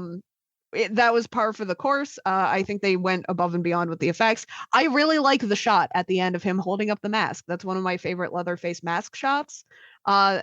It's not really enough to outweigh the bad of this movie, but they sure did try. It's interesting to me that you talk about them making Leatherface or the Sawyer family sympathetic. I agree with you about the family aspect, but I find Leatherface kind of a sympathetic character from the jump. I mean, even in the first movie, he's this mentally challenged guy who happens to be a giant that his horrible family has turned into a monster. I will say, I think Leatherface specifically is sympathetic from the beginning and throughout the franchise. And some of my favorite Texas Chainsaws are the ones where he's most sympathetic. But yeah, I do think that they kind of geared the entire family toward, because the Hewitts are so over the top evil in this timeline that it makes the entire Sawyer family seem kind of sane in comparison. Which I think they should be the evil ones manipulating Leatherface. Right. Which is what they start out. I mean, that's how they are in the beginning, right? I mean, the very first movie, the family is fucking terrible. And this one kind of gets us back to that, right? Like which I appreciated. All right. My number 6, and I have a note here because this movie, my throat. This movie was not good. The majority of these movies are not good. So, you know, their ranking on this list only says but so much. But this movie is not good. And it almost took my number 7 spot. And my number 7 spot almost took my number 8 spot. So, you know, you can do the math from there. But I noted this in between 6 and 7. A story that is not about Leatherface. And, you know, obviously we watch Texas Chainsaw, we want Leatherface. I get it. But if the story and the point of the movie and the plot of the movie is about the family and there's not much Leatherface in it, I get it.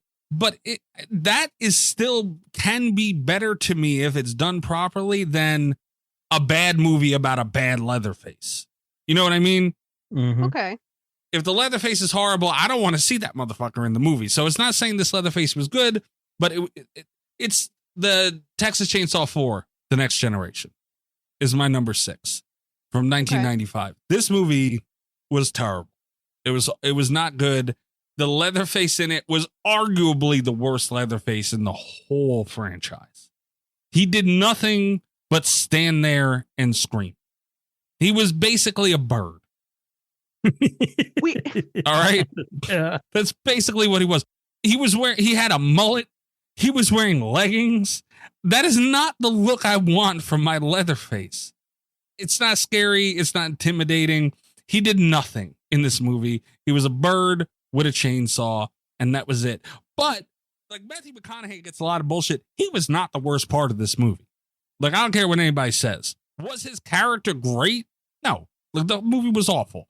But I think for what he had to do, what that character was supposed to be, I think he did really well, man.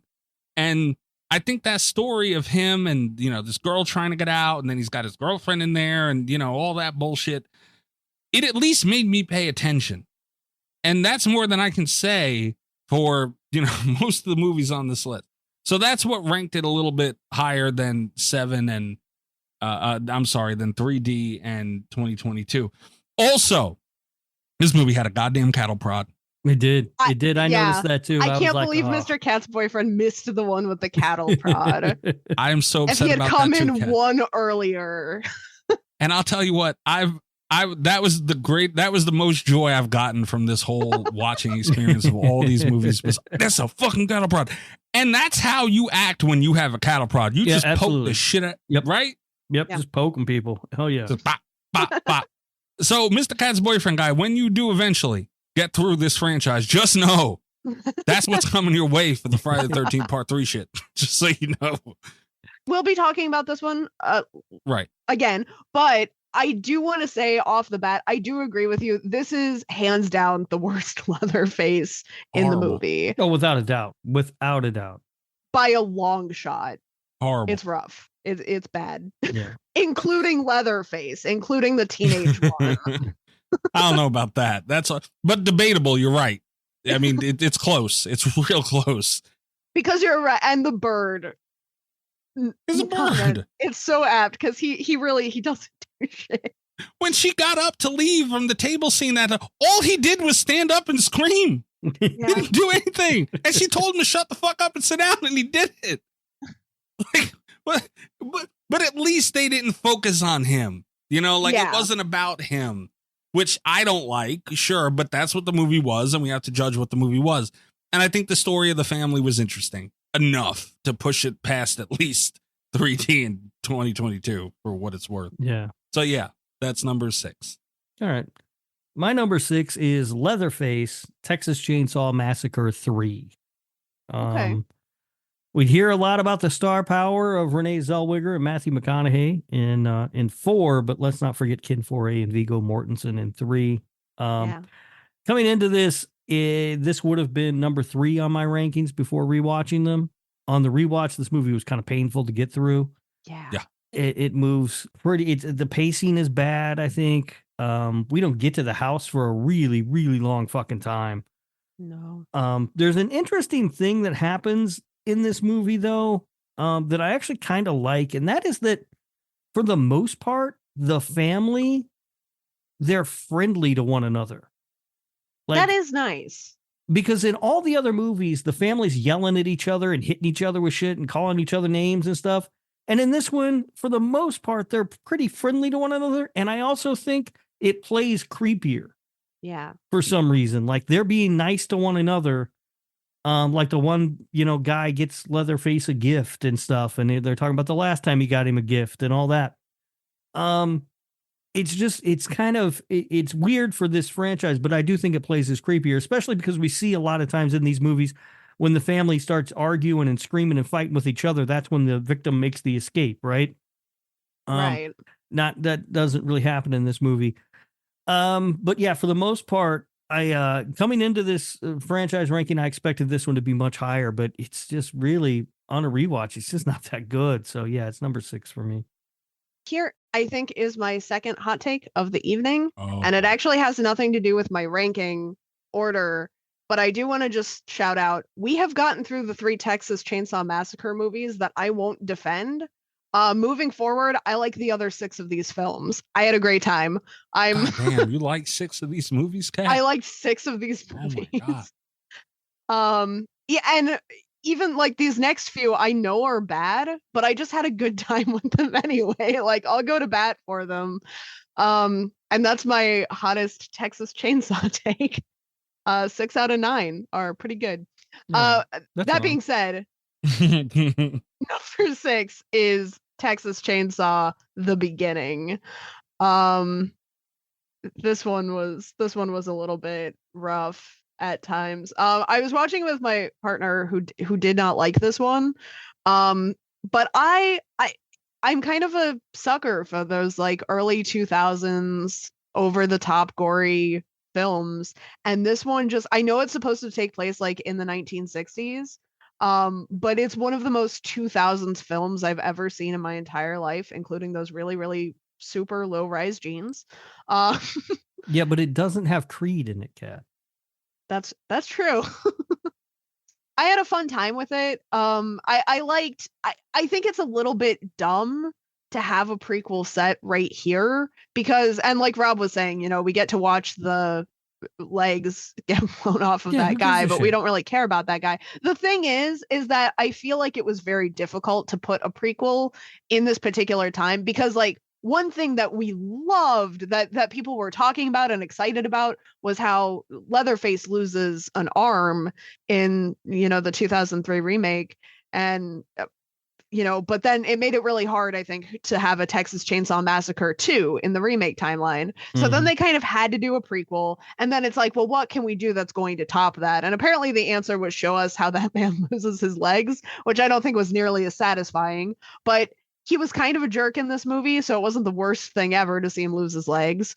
There's like kind of and the sheriff, like I don't really care that much about the sheriff as a character in this timeline, but I was kind of curious how a man like that got to be sheriff. And the answer, he just killed the only remaining sheriff in the town, I thought was a hilarious answer. And there was apparently no one else. They're the only people in town because no one else asked any questions about how'd you become sheriff? Yeah, nobody else asked, which I just think is objectively silly. I love it. That's typically an elected position, right? Like you vote for sheriff. Like somebody be like, you didn't fucking win anything. What are you doing? It's bad when a small town gets a sheriff. Like, who the fuck is this guy? Yeah. So my assumption is that family is the entire population of the town. That's the only way it makes sense. Because they're having like an everyone abandoning town arc, and they just really committed to it by making that man the sheriff. Yeah, everyone left town. Everyone left town. The other thing that I really love about this one, I think it's dumb, but they have an entire subplot about the draft dodge. Oh yeah. And I think it's incredibly dumb, and I was not invested in it, but I think it's hilarious that they were like that out of all of the Texas Chainsaw Massacre movies, they were like, this one is the one. We are going to give these characters a subplot if it kills us. And they have these like really long lingering shots where the brothers are making intense eye contact with each other about the war. And I'm like, I loved it. It was terrible. Yeah. Everything that Kat just said is the reason why it's the worst movie in this franchise, in my opinion. You're crazy, Rob. It's a bad movie, and it's completely not needed. We just had a remake, and now you want to give me a prequel to a remake? Get the fuck out of here. But the remake we had was awful. So who cares? Stupid. I thought you liked the remake. But look, again, the rankings of these movies is very based on within this franchise. Was it good? Was it okay? Sure. You put it up against other remakes, though. See where it ranks. Like we're ranking within this franchise. We don't need a prequel to a remake, is what I'm saying. That's fucking stupid. We didn't need any of these movies other than the first two. Like we really didn't. We didn't even need the second one. Honestly, honestly, and I haven't mentioned the second one yet. So obviously, I think more highly of it than these movies. But did we need it? No. Yes. Absolutely. We'll talk about it. What are we at? Number 5, right? Okay. Yeah. My number 5 is, and I can't fucking believe this movie made it this high. Leatherface, Texas Chainsaw Massacre 3, 1990. Honestly, Ken Foray, he was this movie for me. He's like the best part. He's so good. By far. The Leatherface in this movie, I couldn't tell if I liked him. And I use the word like, not loved, infatuated, none of those. Liked. I couldn't tell if I liked him or despised him throughout this movie. Like, there were moments where I was like, oh, okay, it's not that bad. And then I would see him again and be like, what the fuck? It's horrible. I guess it was a mid-Leatherface, a low-tier mid-Leatherface, which for this franchise really isn't that bad. So, I can live with that.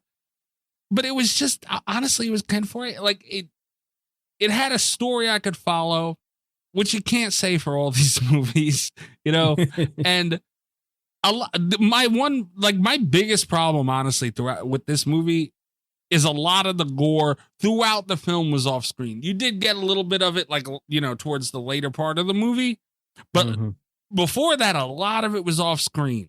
After the second movie that we got, this is directly after Texas Chainsaw 2, which was a very good movie. Great movie, even. This is the next one, so it's following that. That's rough. I was bothered also by when I was watching part 3, trying to figure out who these people were and how Leatherface got from Dallas to living with them, wherever it was that they lived. Like, how did they tie into the family? Why was he living there? Like, there was a lot of unanswered questions. Yeah, there were. And the family members look like too normal, too clean. Except for that one guy with that fucking eye. Well, yeah. But I don't know if he was part of the family or if he was just a family friend. I don't know who the fuck that guy was supposed to be. I don't know. But honestly, this one, I struggled a little bit with. Part 4 almost went over this one. Not gonna lie. But I just couldn't end up to it didn't have a Leatherface really. It had a bird. Texas Chainsaw 4. So I couldn't, with good faith, put it above TCM 3, which, it had a pretty decent story, man. Like, I could follow it. And a lot of these other movies, I was very confused. So I wasn't even that mad at the story wise of it. And the Leatherface was tolerable. So it somehow earned the 5th spot of a 9-spot ranking. Here we are. Good for it. That's it. Good for it. It swam its little ass off and got there, man. We are at exactly the halfway point. That is movie number 5. Before rewatching these films, if you had asked me, I would have told you this was the worst in the franchise. I'm talking about Texas Chainsaw Massacre: The Next Generation. Okay. Mikey's right. It has the absolute worst Leatherface ever. I don't know. If you challenge someone to make a worse Leatherface, I don't know that they could do it. No fucking way. Bill Skarsgård. No, he'd be better. He just has to be. There's no way, dude. This guy was a bird. It is really, really bad. But this movie gets here solely on the strength and the joy that I got from Matthew McConaughey's performance. He is fucking unhinged in this movie. And I was totally here for it. I hadn't seen this thing since it was released on VHS. That's how long it's been since I watched this movie. I hated it so much that I just never even bothered to return to it. After watching it earlier, I was like, this movie, it's not a good movie by any stretch of the imagination, but it's fucking fun. Matthew McConaughey is just doing the fucking most in this movie. Why does he get so much hate, Rob, for this role? I don't know. He hates the movie. I mean, I don't blame him for hating the movie now. But I mean, when I believe it was Scream Factory released it on DVD or Blu-ray, he and Renee Zellweger both filed an injunction to get their pictures taken off the box art. God damn. For the movie, and I think Scream Factory finally did remove them from it. That's crazy, bro. Yeah, it seems like it's the kind of thing where if like you asked him in an interview about this movie, he would punch you. Like, he just really doesn't like it. And I don't know why, because this is fucking fantastic work that he puts in. Yeah, it's a stupid fucking movie. But he should be proud of that performance, though. You're right. Yeah, but he fucking sells out 100% for the performance. And he's great. Now, we do go back to the yelling and screaming family dynamic that we had left behind in part 3. Yeah. The thing that I don't like most about this movie is that the guy in the limousine that shows up. Yeah. That really fucking ruined the whole thing for me. Because she gets in the limousine at the end, man, and she's shocked. Like, who the fuck do you think was in there? This was poised to be like top 3 for a long time as I was watching it. I was like, this movie is fucking fun. But then that started happening. I was like, all right, this is kind of dumb. And also, this franchise really wants you to think that anyone who wears a leg brace is frightening. It had a pool hose. Because he had a leg brace, but Leatherface had a leg brace on in part 3. So it's like, if you wear a leg brace, look out. Look out. That gets to the halfway point in the franchise for me. And it was close to being much higher. There was so many question marks in this. Another thing I noted too, and this is for the whole franchise, not even so much, but it's most visible in this movie. You know the trope of like, you get in a car in a horror movie and it won't start for no reason at all? This franchise stood so far away from that. The car starts every fucking time, but goddamn, the dumbest shit will happen once the car starts driving. The hood just opened. Yeah. Why? How? She was free, dude. She was gone in a beautiful Cadillac, nothing to go wrong, brand new, and the hood just opens. I was like, damn, man. Also worth pointing out about the Next Generation before we move on to Cats number 5. Is this the only one where there's titties? There were titties in here. Yeah, that's true. I think, maybe. I don't know if it's the only one, but yeah, there's. I think it's the only one. I think the most titties at the very least. Yeah, I don't know that we see them in any other one. I can't think of it. I think it's the only one, but anyway, just, the titties. Worth pointing out. Certainly isn't Texas Chainsaw 3D. I'll tell you that. It's not Texas Chainsaw 3D. Many supplements on the market are hard to absorb or packed with fillers, but that's not the case with Quicksilver Scientific. Quicksilver Scientific is a U.S.-based company that manufactures advanced liposomal supplements, making nutrients easier for your body to absorb and put to work quickly. Made in Colorado in an NSF GMP certified facility and rigorously tested, this is science-first supplementation. After adding ultravitamin into my routine, recovery feels faster and I don't hit that midday crash anymore. Trusted worldwide for supplements that truly make a difference in performance, resilience, and well-being. Quicksilver Scientific makes advanced liposomal supplements so you can actually feel the difference. Energy, focus, calm, recovery. Get 10% off plus free shipping at tryqs.com/podcast. That's tryqs.com/podcast. These statements have not been evaluated by the Food and Drug Administration. This product is not intended to diagnose, treat, cure, or prevent any disease. Oh, the car from Carvana's here. Well, will you look at that? It's exactly what I ordered. Precisely. It would be crazy if there were any catches. But there aren't, right? Right. Because that's how car buying should be. With Carvana, you get the car you want. Choose delivery or pickup and a week to love it or return it. Buy your car today with Carvana. Delivery or pickup fees may apply. Limitations and exclusions may apply. See our 7-day return policy at Carvana.com. All right, Kat, what do you got at number 5? At number 5, I have Texas Chainsaw 3D. Cavalier. What was her middle name, Rob? I don't remember. Whatever it is, Cavalier. Damn. That's too high, Kat. So here's the thing. It's not. I gotta hear the thing. I'm positive about these rankings. I really, there were a couple that I remember just hating with a passion. 3 that I remember specifically why I hated them and that I did. One was Texas Chainsaw 2022. One was Texas Chainsaw 3D. And on the rewatch, I don't know if it was the magic of lowered expectations or what happened. I had a blast with this.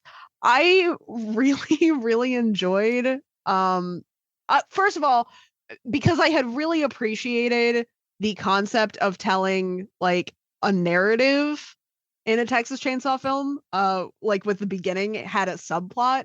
I really liked the idea of them having a subplot for this and getting to know one character really well that you empathize with and feel sorry for. They did a lot of things that really interested me because you just don't see them that often in horror movies, especially in Texas Chainsaw movies. I really liked the dynamic early in with the main character and her friend, because she seemed really supportive and a best friend. And then there's that drama where she's seducing the boyfriend. And I was like, oh no, that's going to be a whole thing. But it wasn't a whole thing, because when it came down to it, it was I don't care why you're wearing my boyfriend's shirt. Get in the car. I'm going to save your ass. And it was an energy that I just really liked. It was very chaotic. I loved the special effects in this one. I thought they were great. And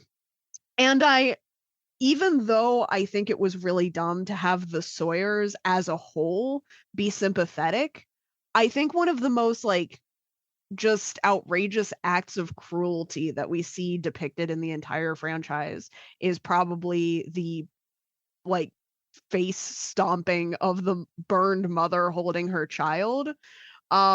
And even though I don't like the idea that they're here's an entire town of people worse than the Texan cannibals, I do think that was a really effective way to kick it off, you know? And I loved the juxtaposition of the adopted family being like really kind of mean and cruel and not caring about Heather's questions and needs in comparison to her returning home to like this family that she could have had, and then all of the baggage that comes with it. As a character arc just for Heather, I think the movie works really well. It's all the other stuff that I thought was silly and outrageous.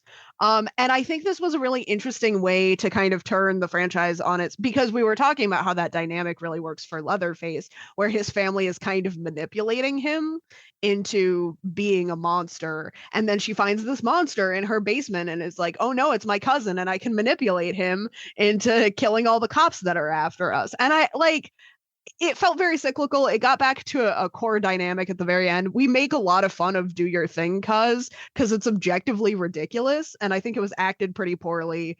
But honestly, by that point in the story, I was so sick of the cops. I kind of wanted Cuz to do his thing. Like, it was kind of satisfying. I liked it. It was fun. It was a fun time. She teams up with Leatherface. It's fucking dumb. I liked it. It's real fucking She's stupid. family. He's gotta protect his family. Yeah, that's his whole thing. All And that talking MO. you did, Kat, and you didn't persuade anybody. It's a stupid fucking movie. And Leatherface looked horrible. Like I hated it so much. I don't know. Like it's important, you know, what Leatherface looks like in a Texas Chainsaw movie. And another thing that really pissed me off about that movie was it had hold on, I lost it.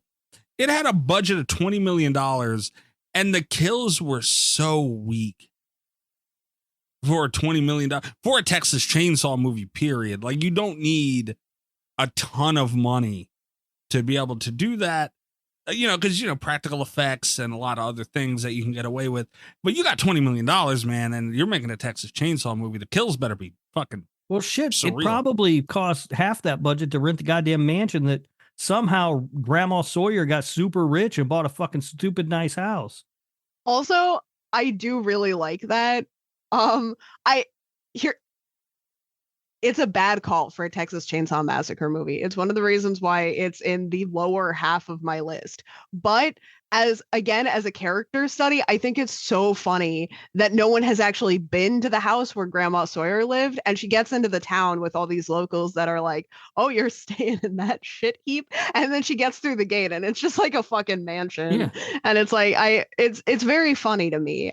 It's an entertaining movie. I had a blast. I mean, that from that aspect, it's funny, but also you're like, in a town that small, everybody's going to know what that fucking house looks like. Yeah. And it doesn't fit. Like, part of like Mikey's talking about the look of Leatherface, part of the Texas Chainsaw Massacre thing is that house, right? It's the look of the house. And this one's a goddamn mansion. And I agree. As a Texas Chainsaw Massacre movie, I don't think this does really well, but it's the only one I think with a like successful character arc in it, as dumb as that is. I liked it. I don't understand that one, Kat. That one's All right. confusing. You're not gonna like my next one. Greg will God agree damn it. with you. He All likes right. three. God, fuck. Yeah, he likes it. He likes that movie. Good job, Greg. I hate you, Greg. All right. Margarita again. What do we have? Four, right? Okay. Mhm. Okay. All right. I'm proud of this one. You guys, especially you, Rob, kiss my ass on this one. My number 4, top 5, number 4, right outside of the top 3, and honestly, almost made the top 3. Almost. Ooh. Very close. Spicy. Is Texas Chainsaw Massacre from 2006 the beginning, dude? Rob, what the fuck is wrong with you on this one? This movie's fucking terrible, dude. It's not, dude. It was one of the few movies in this godforsaken franchise that it at least had some real characters in it, man. Like that. I know I say that, but don't ask me what too many people's names in this movie are. Like that final dude, like the one that pretended to be Dean to protect the blonde kid. They really made me think he was going to live. You know, like they built him up to where, all right, this is like, you know, the guy that accompanies the final girl throughout damn near the whole movie, if not to the end. They had the balls to do all that and build him up to be so strong, and I'm going to kill him. And you believed him, dude. And they died.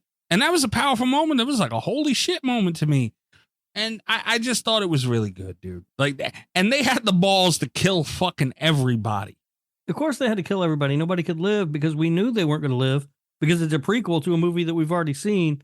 And if somebody gets away, then they're going to tell the police. They find their ways around stupid shit like that in a lot of movies. And like, I don't know, dude. I thought it was really good. Yeah, I truly do. Terrible. I hated that movie so much. And I hated Blondie so much, the blonde dude. And I'll tell you what, too. If I have blonde hair and a grown man ever called me Blondie, we're going to fight. I don't care if you got shotgun or not. We're throwing hands, dude. You'll call me Blondie. But he was such a little bitch throughout the whole movie, though. And he really stood up towards the end, and he gave it to the fake ass sheriff, and it was a satisfying moment. And he had the callbacks to the push-up scene where he was acting like a little bitch, and he stood up and redeemed himself for that moment, and all that bullshit. And I thought it was good, dude. The only knock I have on this movie, again, I mentioned how strong this franchise is, so it being 4 is, take from it what you will. But my true knock on this movie was the kill of Blondie, where, he gutted him with that chainsaw and he's holding him up on the shit.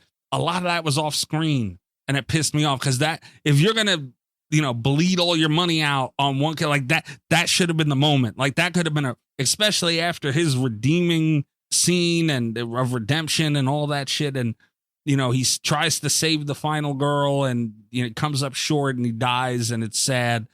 It would have been great to really see him hanging from that chainsaw and it revving and blood going. It would have been dope, but they didn't do it.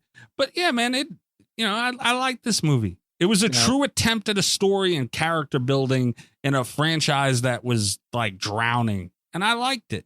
Of all the bad movies in this franchise, that bad one is the only one that wasn't needed at all, like completely unnecessary. And Leatherface in that movie, I mean, he was the closest to being scary since the first film. No? No. No. Oh, Jesus. It's just not a good the movie, mask dude. was, good. Yeah, I don't. I've looked at a lot of Leatherfaces. Recently, I don't fucking remember the mask in that movie. It's crazy. I want to real quick though. Thoughts on this franchise? You mentioned the chainsaw. It made me think of that. Of this. I know it's called the Texas Chainsaw Massacre. Leatherface best weapon isn't the chainsaw; it's the hammer. Right? Those are the best kills. Those are the best kills. I like it when he hits somebody with that fucking hammer. It looks so goddamn vicious. It does. And, yeah, it just looks better. Like I get it. Texas Hammer Massacre is a shitty title, but I will say, I think where the chainsaw really redeems itself is in the shots of Leatherface holding the chainsaw. Mhm. Like, there's something very satisfying whenever he picks up a chainsaw in these movies. there is, It but looks cool. but when he whacks somebody with a hammer, those are the coolest looking kills, I think. Those are the best kills, though. Yeah. My number 4 is Leatherface. How the fuck? The prequel to the original film. You don't know what you're talking about. That's crazy. Of all curious the to see. films in this franchise, excluding the original, it might be the best made movie. What? I think.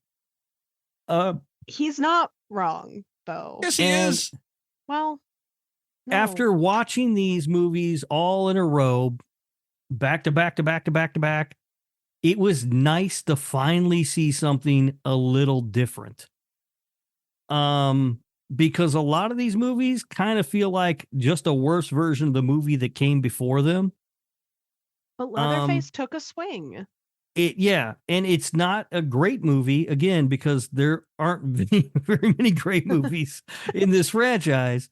But it tried something. It tried to do something different.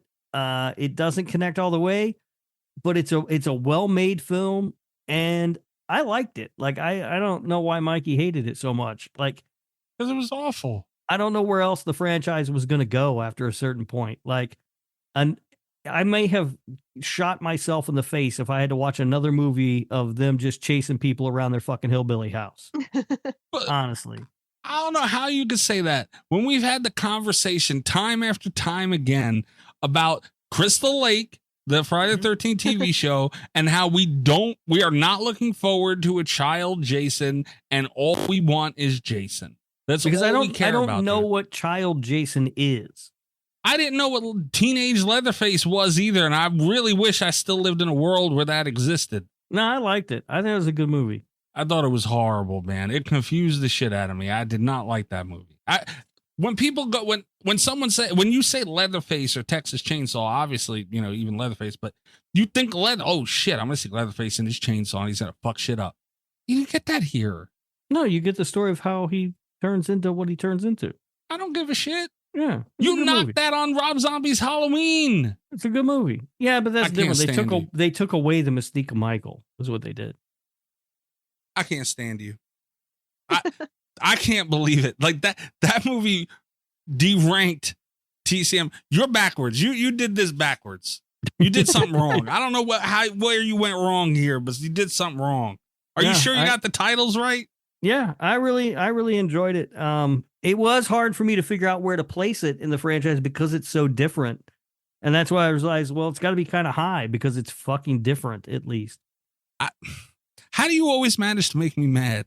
I don't give a shit about this franchise. I don't know. I don't know why you're just so upset about TCM rankings. I don't know either. But the beginning was it was really good, man. I actually liked that movie. Movie was stupid.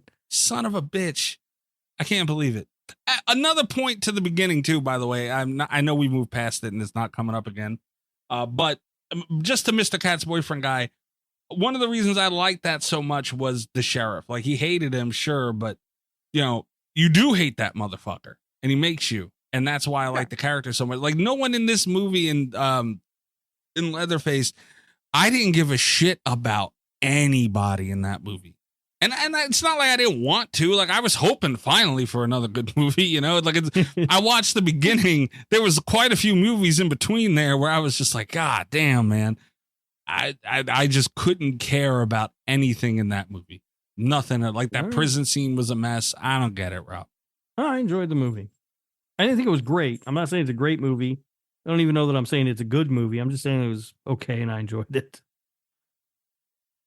I can't stand you. I don't know how you made me mad on this franchise. I don't give a shit about, but fine.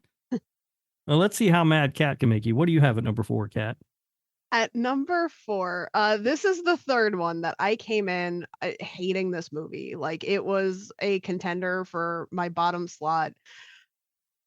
At number 4, I have Return to the Texas Chainsaw Massacre, the Next Gen. I love this movie. I love it unconditionally. It's the Jason X of the Texas Chainsaw franchise. I don't know how I made it into my adult life hating this movie because it's a masterpiece. It does have the worst Leatherface, which obviously counts against it, but I love the characters in this one. I love that there's a character that I can kind of root for in Renee Zellweger. I honestly, to the bottom of my heart, believe that this is Renee Zellweger's best performance because it's very down to earth. It doesn't feel like a caricature of something, which is crazy because she spends the whole final act just screaming. But like there was good buildup with her, which is something that's so rare in this franchise. I really like the chaotic. We talked about this in the Patreon too, the like Nicolas Cage-esque, just over the top Matthew McConaughey performance. Honestly, this might be one of my favorite Matthew McConaughey performances also. It was it matches his energy in a way I feel like a lot of roles don't let him do, because he's a little bit creepy. And we've been talking about movies that there were only so many where they could run around, like where they could let Leatherface run around with a chainsaw. This one had like kind of an almost cult-like aspect where they're all revolving their lives around one charismatic madman. And it was enough of a different vibe for me that it just worked. It has my favorite scene maybe in any of the entire franchise. And I can't believe I was so sad that I was not going to be the first one to talk about it because I put this movie up so high and then no one brought it up.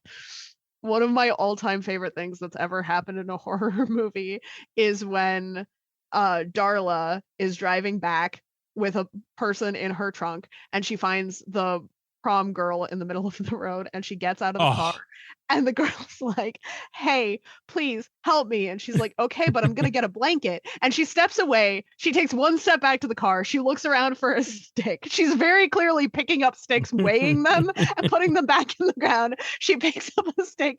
She comes over and like taps her gently twice with the stick. And the prom girl's like, please, no, stop hitting me. And she's like, okay. And just like drops the stick, gets in the car and leaves. And it's like, I've never laughed so hard ever in a movie.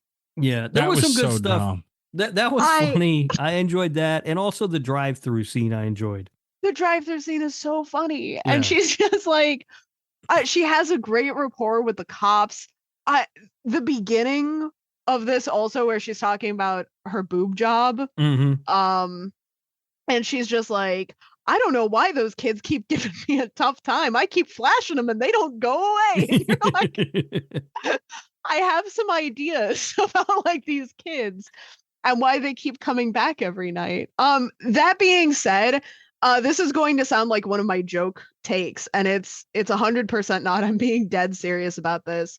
I think that the Return to Texas Chainsaw Massacre, the next gen, should be one of those like renowned Pride movies because she is very clearly bisexual. And I don't know how we don't talk about it. It's one of those like with the cross-dressing and the like gender stuff. I feel like people just kind of pick out what is and is not okay. Like we don't talk about Norman Bates cross-dressing, but we talk about, you know, the whole Glenn/Glenda situation. We were talking about this last week, that we don't quite understand how Seed of Chucky has ended up being a Pride movie. I don't understand how this one doesn't. I think it's because of the Leatherface stuff, right? Well, so that's the thing, is that if you look at the Leatherface stuff, technically any of the Texas Chainsaw Massacre movies could be a Pride movie, but it falls into that Norman Bates territory again, where it's like, is this good or bad representation? Darla is good representation, though. She's just a killer who's living her best life. She's caught up with a crazy psycho man, but also she's so into Renee Zellweger in this movie that it's insane. Yeah. I love it. New Pride icon, Darla from the Texas Chainsaw 4. I was so happy that I discovered this during Pride Month. And honestly, I love the chaos of this one so much. There was never a scene in this movie, having rewatched it, like knowing that I'd seen this movie before, there was no scene in this where I knew what the next scene was going to bring. And I adore it. It's good. I love this one. Well, let's not throw around words like good. I love it so much. It's so good. And the stick, the scene with the stick is awesome in this movie. I shouldn't even mention him, man. No, Matthew McConaughey was great. And also they do a very cheap thing with the effects that I thought was actually really clever in this one, where a lot of it is just added sound in post. Like, it has some really interesting sound design. One being Matthew McConaughey's leg. Like, they just gave him a Ghostbusters tube to his leg. That's a pool and we're tube. like, it's a robot I got one leg. of those on my pool. It's a pool tube. Little hose. But then, like, they kind of sell it, you know, because it's making like all these robot sounds. Although, and it at the beginning of the movie, it seemed like and it stopped, but there was a good stretch towards the beginning where I was like, have they just ADR'd all of this dialogue? I would say maybe it gets off to kind of a shaky. Like the first 10 minutes of the movie, it seems like all of the dialogue is ADR. I was like, what is going on? Is this whole movie going to be like this? But it seems like that kind of stopped after a little while. So I don't know what that was about. That stick scene really pissed me off. Really? I thought it was really funny. It's a really funny scene. Like, why was she going to hit her with a stick in the first place? Like, what was it going to do? And she just goes, no, don't hit me. Like what and the she fuck? just says, okay, and gets in the car and goes home. Because she's not really a killer, right? I mean, that's the whole thing. No shit. She's not, yeah. It's like a chore. And then she gets back and she's like, you carry the pizzas, you go get the girl in the woods. Yeah. Like, that was another thing. You brought in a Texas Chainsaw Massacre movie, she bought a vegetarian pizza and brought it to Leatherface's house. That is a goddamn problem. I think it's why she doesn't make it real. Yeah. She doesn't make it out real great at the end of this one. She shouldn't have made it at all, man. I couldn't believe I was so mad. And by the way, Kat, Renee Zellweger's best performance is Jerry Maguire. We all know that. I don't think so. I think it's this one. And Matthew McConaughey's best performance is Dazed and Confused. That might be true. That is true. Maybe. All right.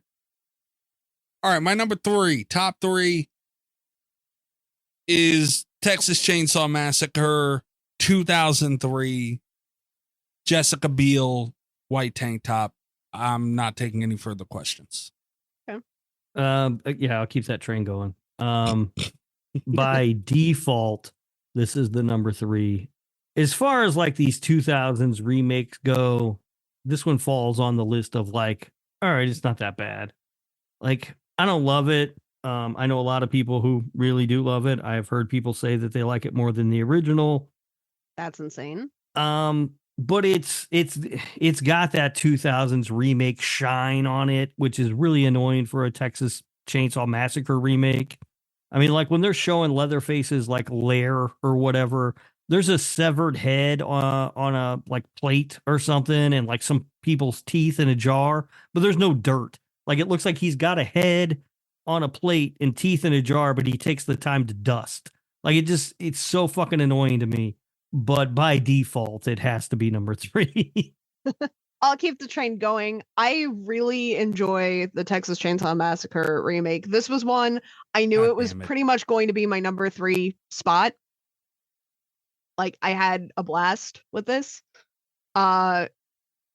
The first time I saw it and the subsequent times, but watching back through, because I had to watch Next Gen right before that, and I was like, I don't know if Texas Chainsaw Massacre 2003 is going to be like my remake, is going to be in my number 3 spot. But honestly, like I was surprised at how much I still enjoyed it. I like those early 2000s. I don't like the remakes as much as I like just that era of film, but I do think this was one of the better ones. I had a blast. It's got some really cool shots. Everyone always talks about the gunshot at the beginning of this one, which I think is just really cool. There was something really unsettling about having to get back in the car with the corpse that it's a really cool twist on the hitchhiker from the original, right? Like it's something different and interesting. I did appreciate that. Yeah.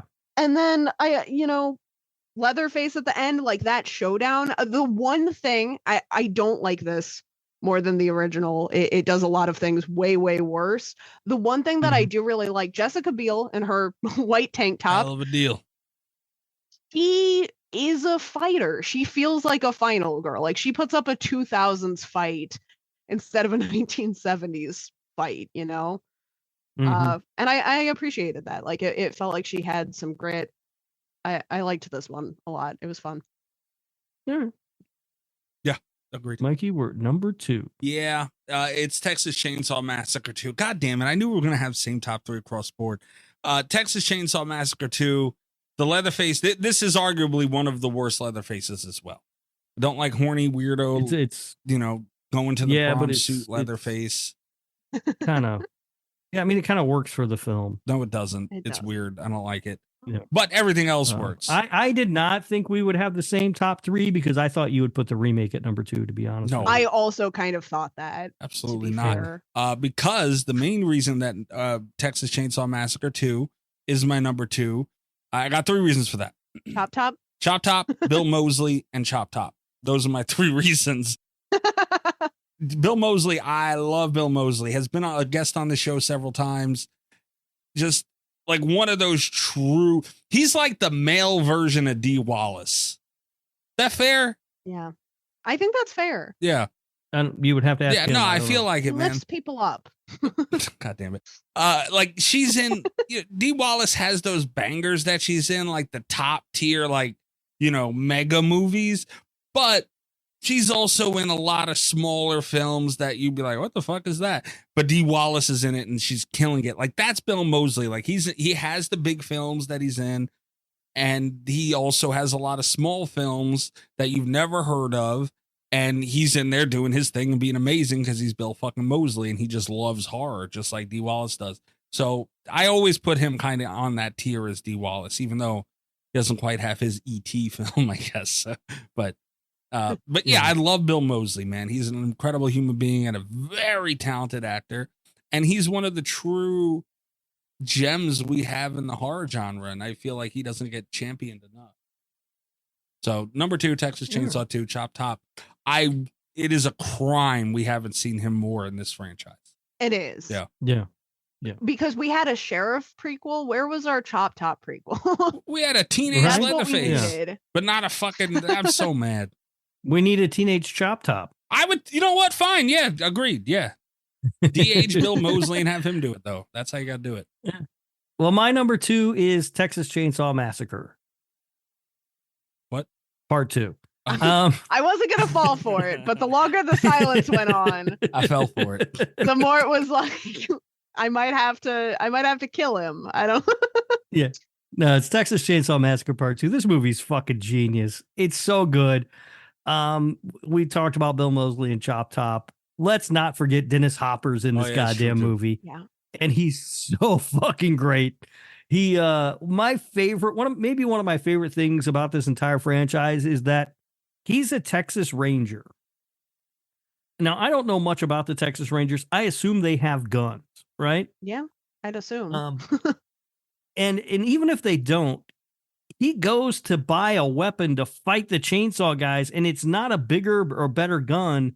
He's like, fuck it, I'm going to buy 3 chainsaws, as if the fight has to be fair. Like, the only way to fight a chainsaw guy is with a chainsaw. And I love that so much. And that scene where he buys the chainsaws is so fucking good. And then the guy's like, test them out. And he's just chopping the shit out of that tree stump.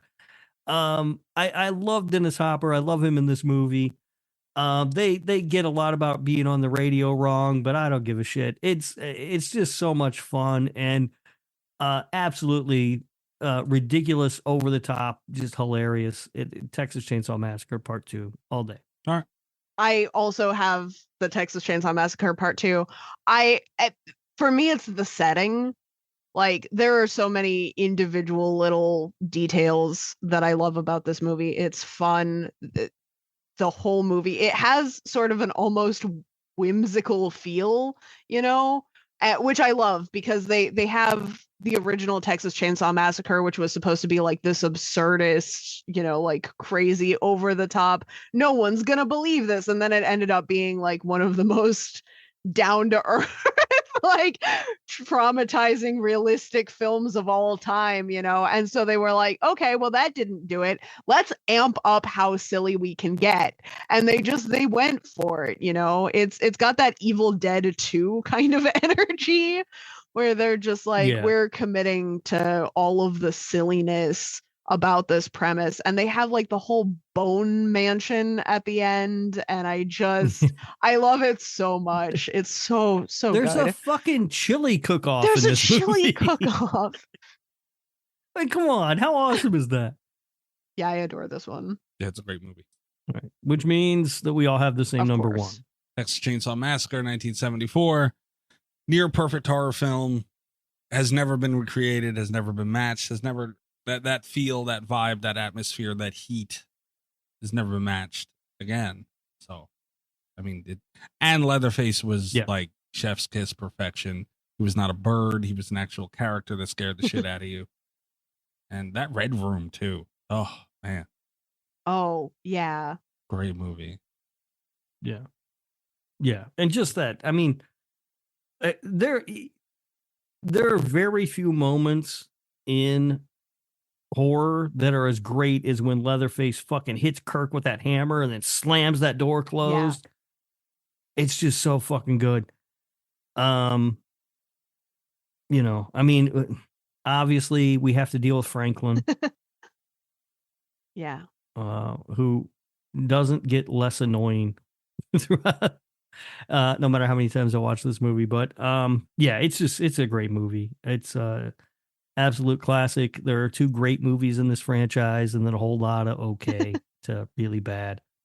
And but yeah, if this hadn't been number one for all three of us, I would have been. I would have quit the show. This was like one of those rare. I don't know how I could talk to you guys if you had not put this at number one. Yeah. Although Mikey, I don't know, he could have put the remake up there. I did not.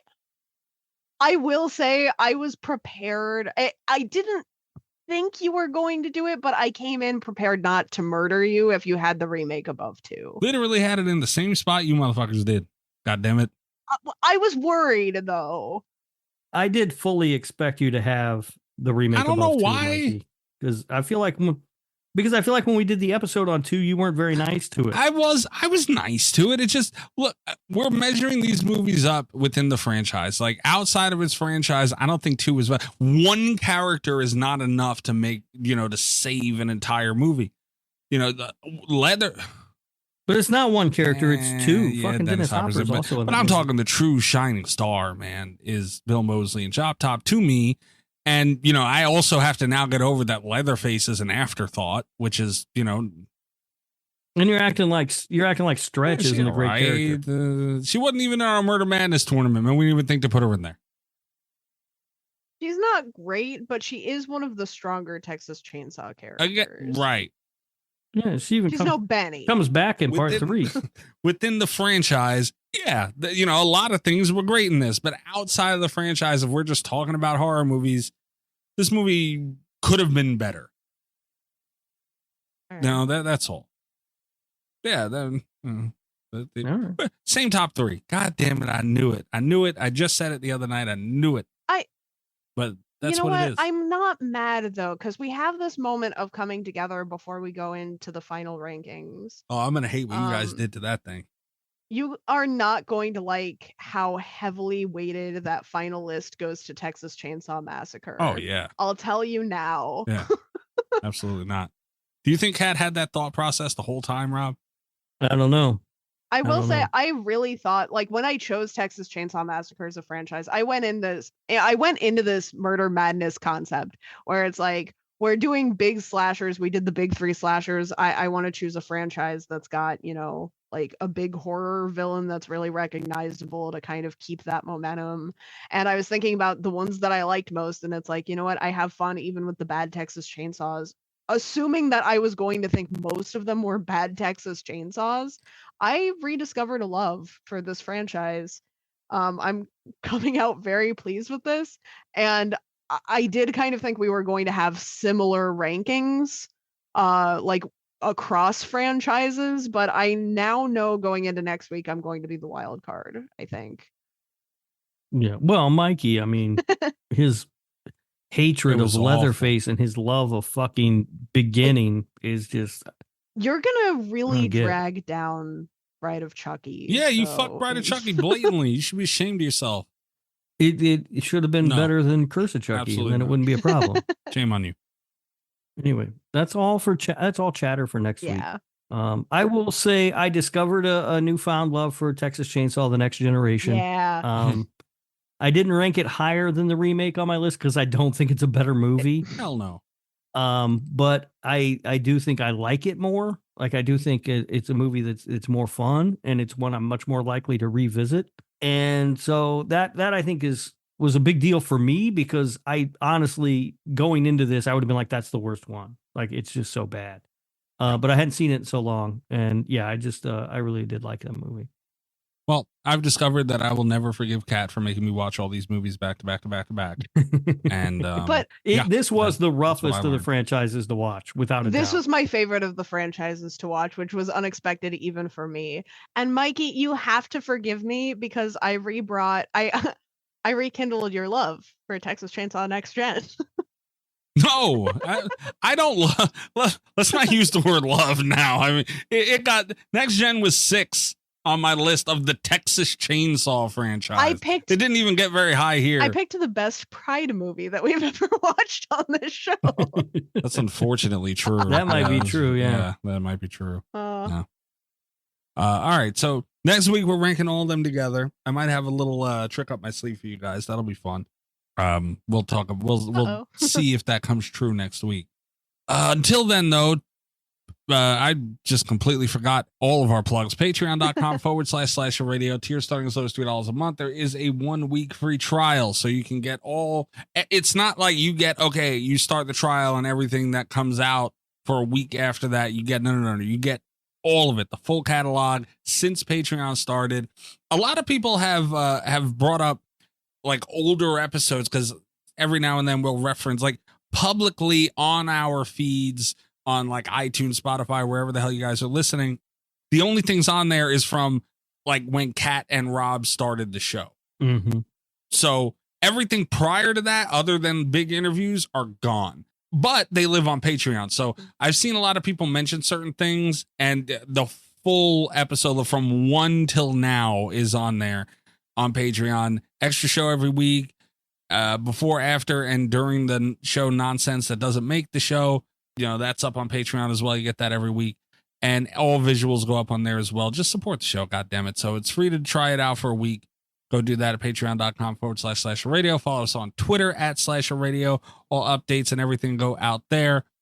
YouTube, you can give us a sub over there if you're a listener. Even if you don't use YouTube very much, like, you know, just hop on there and search Slasher Radio, give us a sub. And, you know, if you are looking, watching our videos, give us a like. It helps us put I say it all the time. A lot of people, if you can't support the show monetarily, like that's fine. You know, not everybody's got the money to spend. We get it. But these are free ways to support the show by getting us out there and helping our algorithm and all that. So YouTube @Slasher Radio, and I'm at Mikey's Dead. You can also check out the show that I still swear to God that I do with Little Miss Huge Clown Penis. I told you not to even mention it this week. Allie Surreal. I just, before we got on to record, was just talking to Allie, and I told her, let's do it tomorrow. And Rob, you've heard me tell her little monkey ass that we need to get this done and try to get her to do it.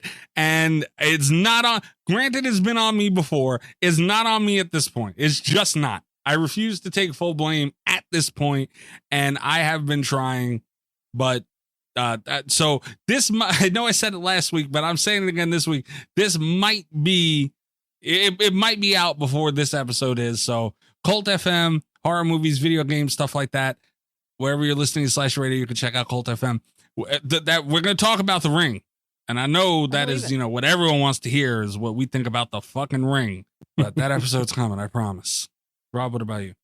You can find me on Twitter @RadioRob123. You can listen to the other show that I do with Kat, the Nick fucking Woo Cagecast. That's Nick effing Woo Cagecast in your podcast player.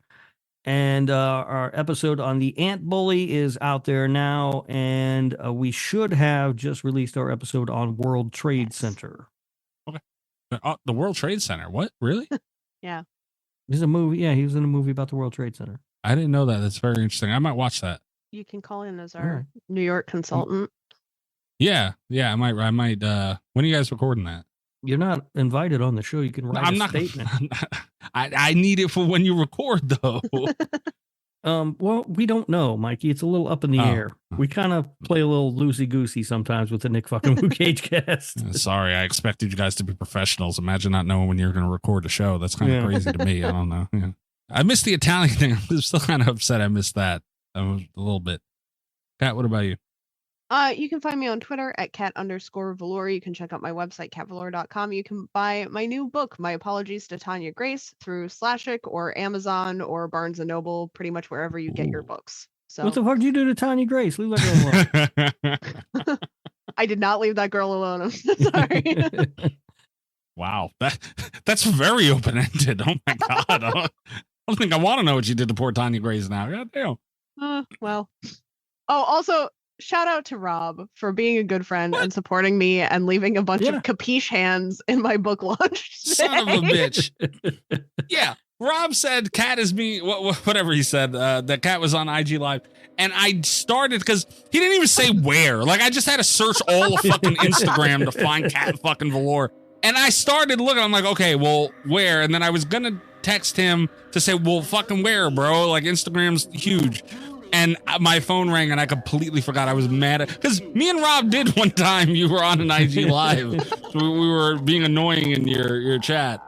subtle annoyance in the chat. Subtle annoyance. Subtle annoyance where only you would notice we're being annoying. So that's what we go for. Yeah, stop doing that though, motherfucker. You did it when we were doing it that one time. You don't need to do it again. I just want the cat to know I supported her. You have to do that with capiche hands. It's the easiest way I know, Mikey. My favorite part is that Mikey wasn't even in the chat. That was just something Rob chose to do. Yeah, he did that last time when I was there. Now, yeah, you're doing it when I'm not even there. I don't even know you're doing that, you son of a bitch. God, I completely forgot what I was going to say now. I don't even remember. All right, guys, finale next week. Good night from Slasher Radio. Oh, and you motherfucker. I wasn't that much worse, right? You're all right. Yeah, I'm fine. You could have another one. No. All the best of Slasher Radio podcast.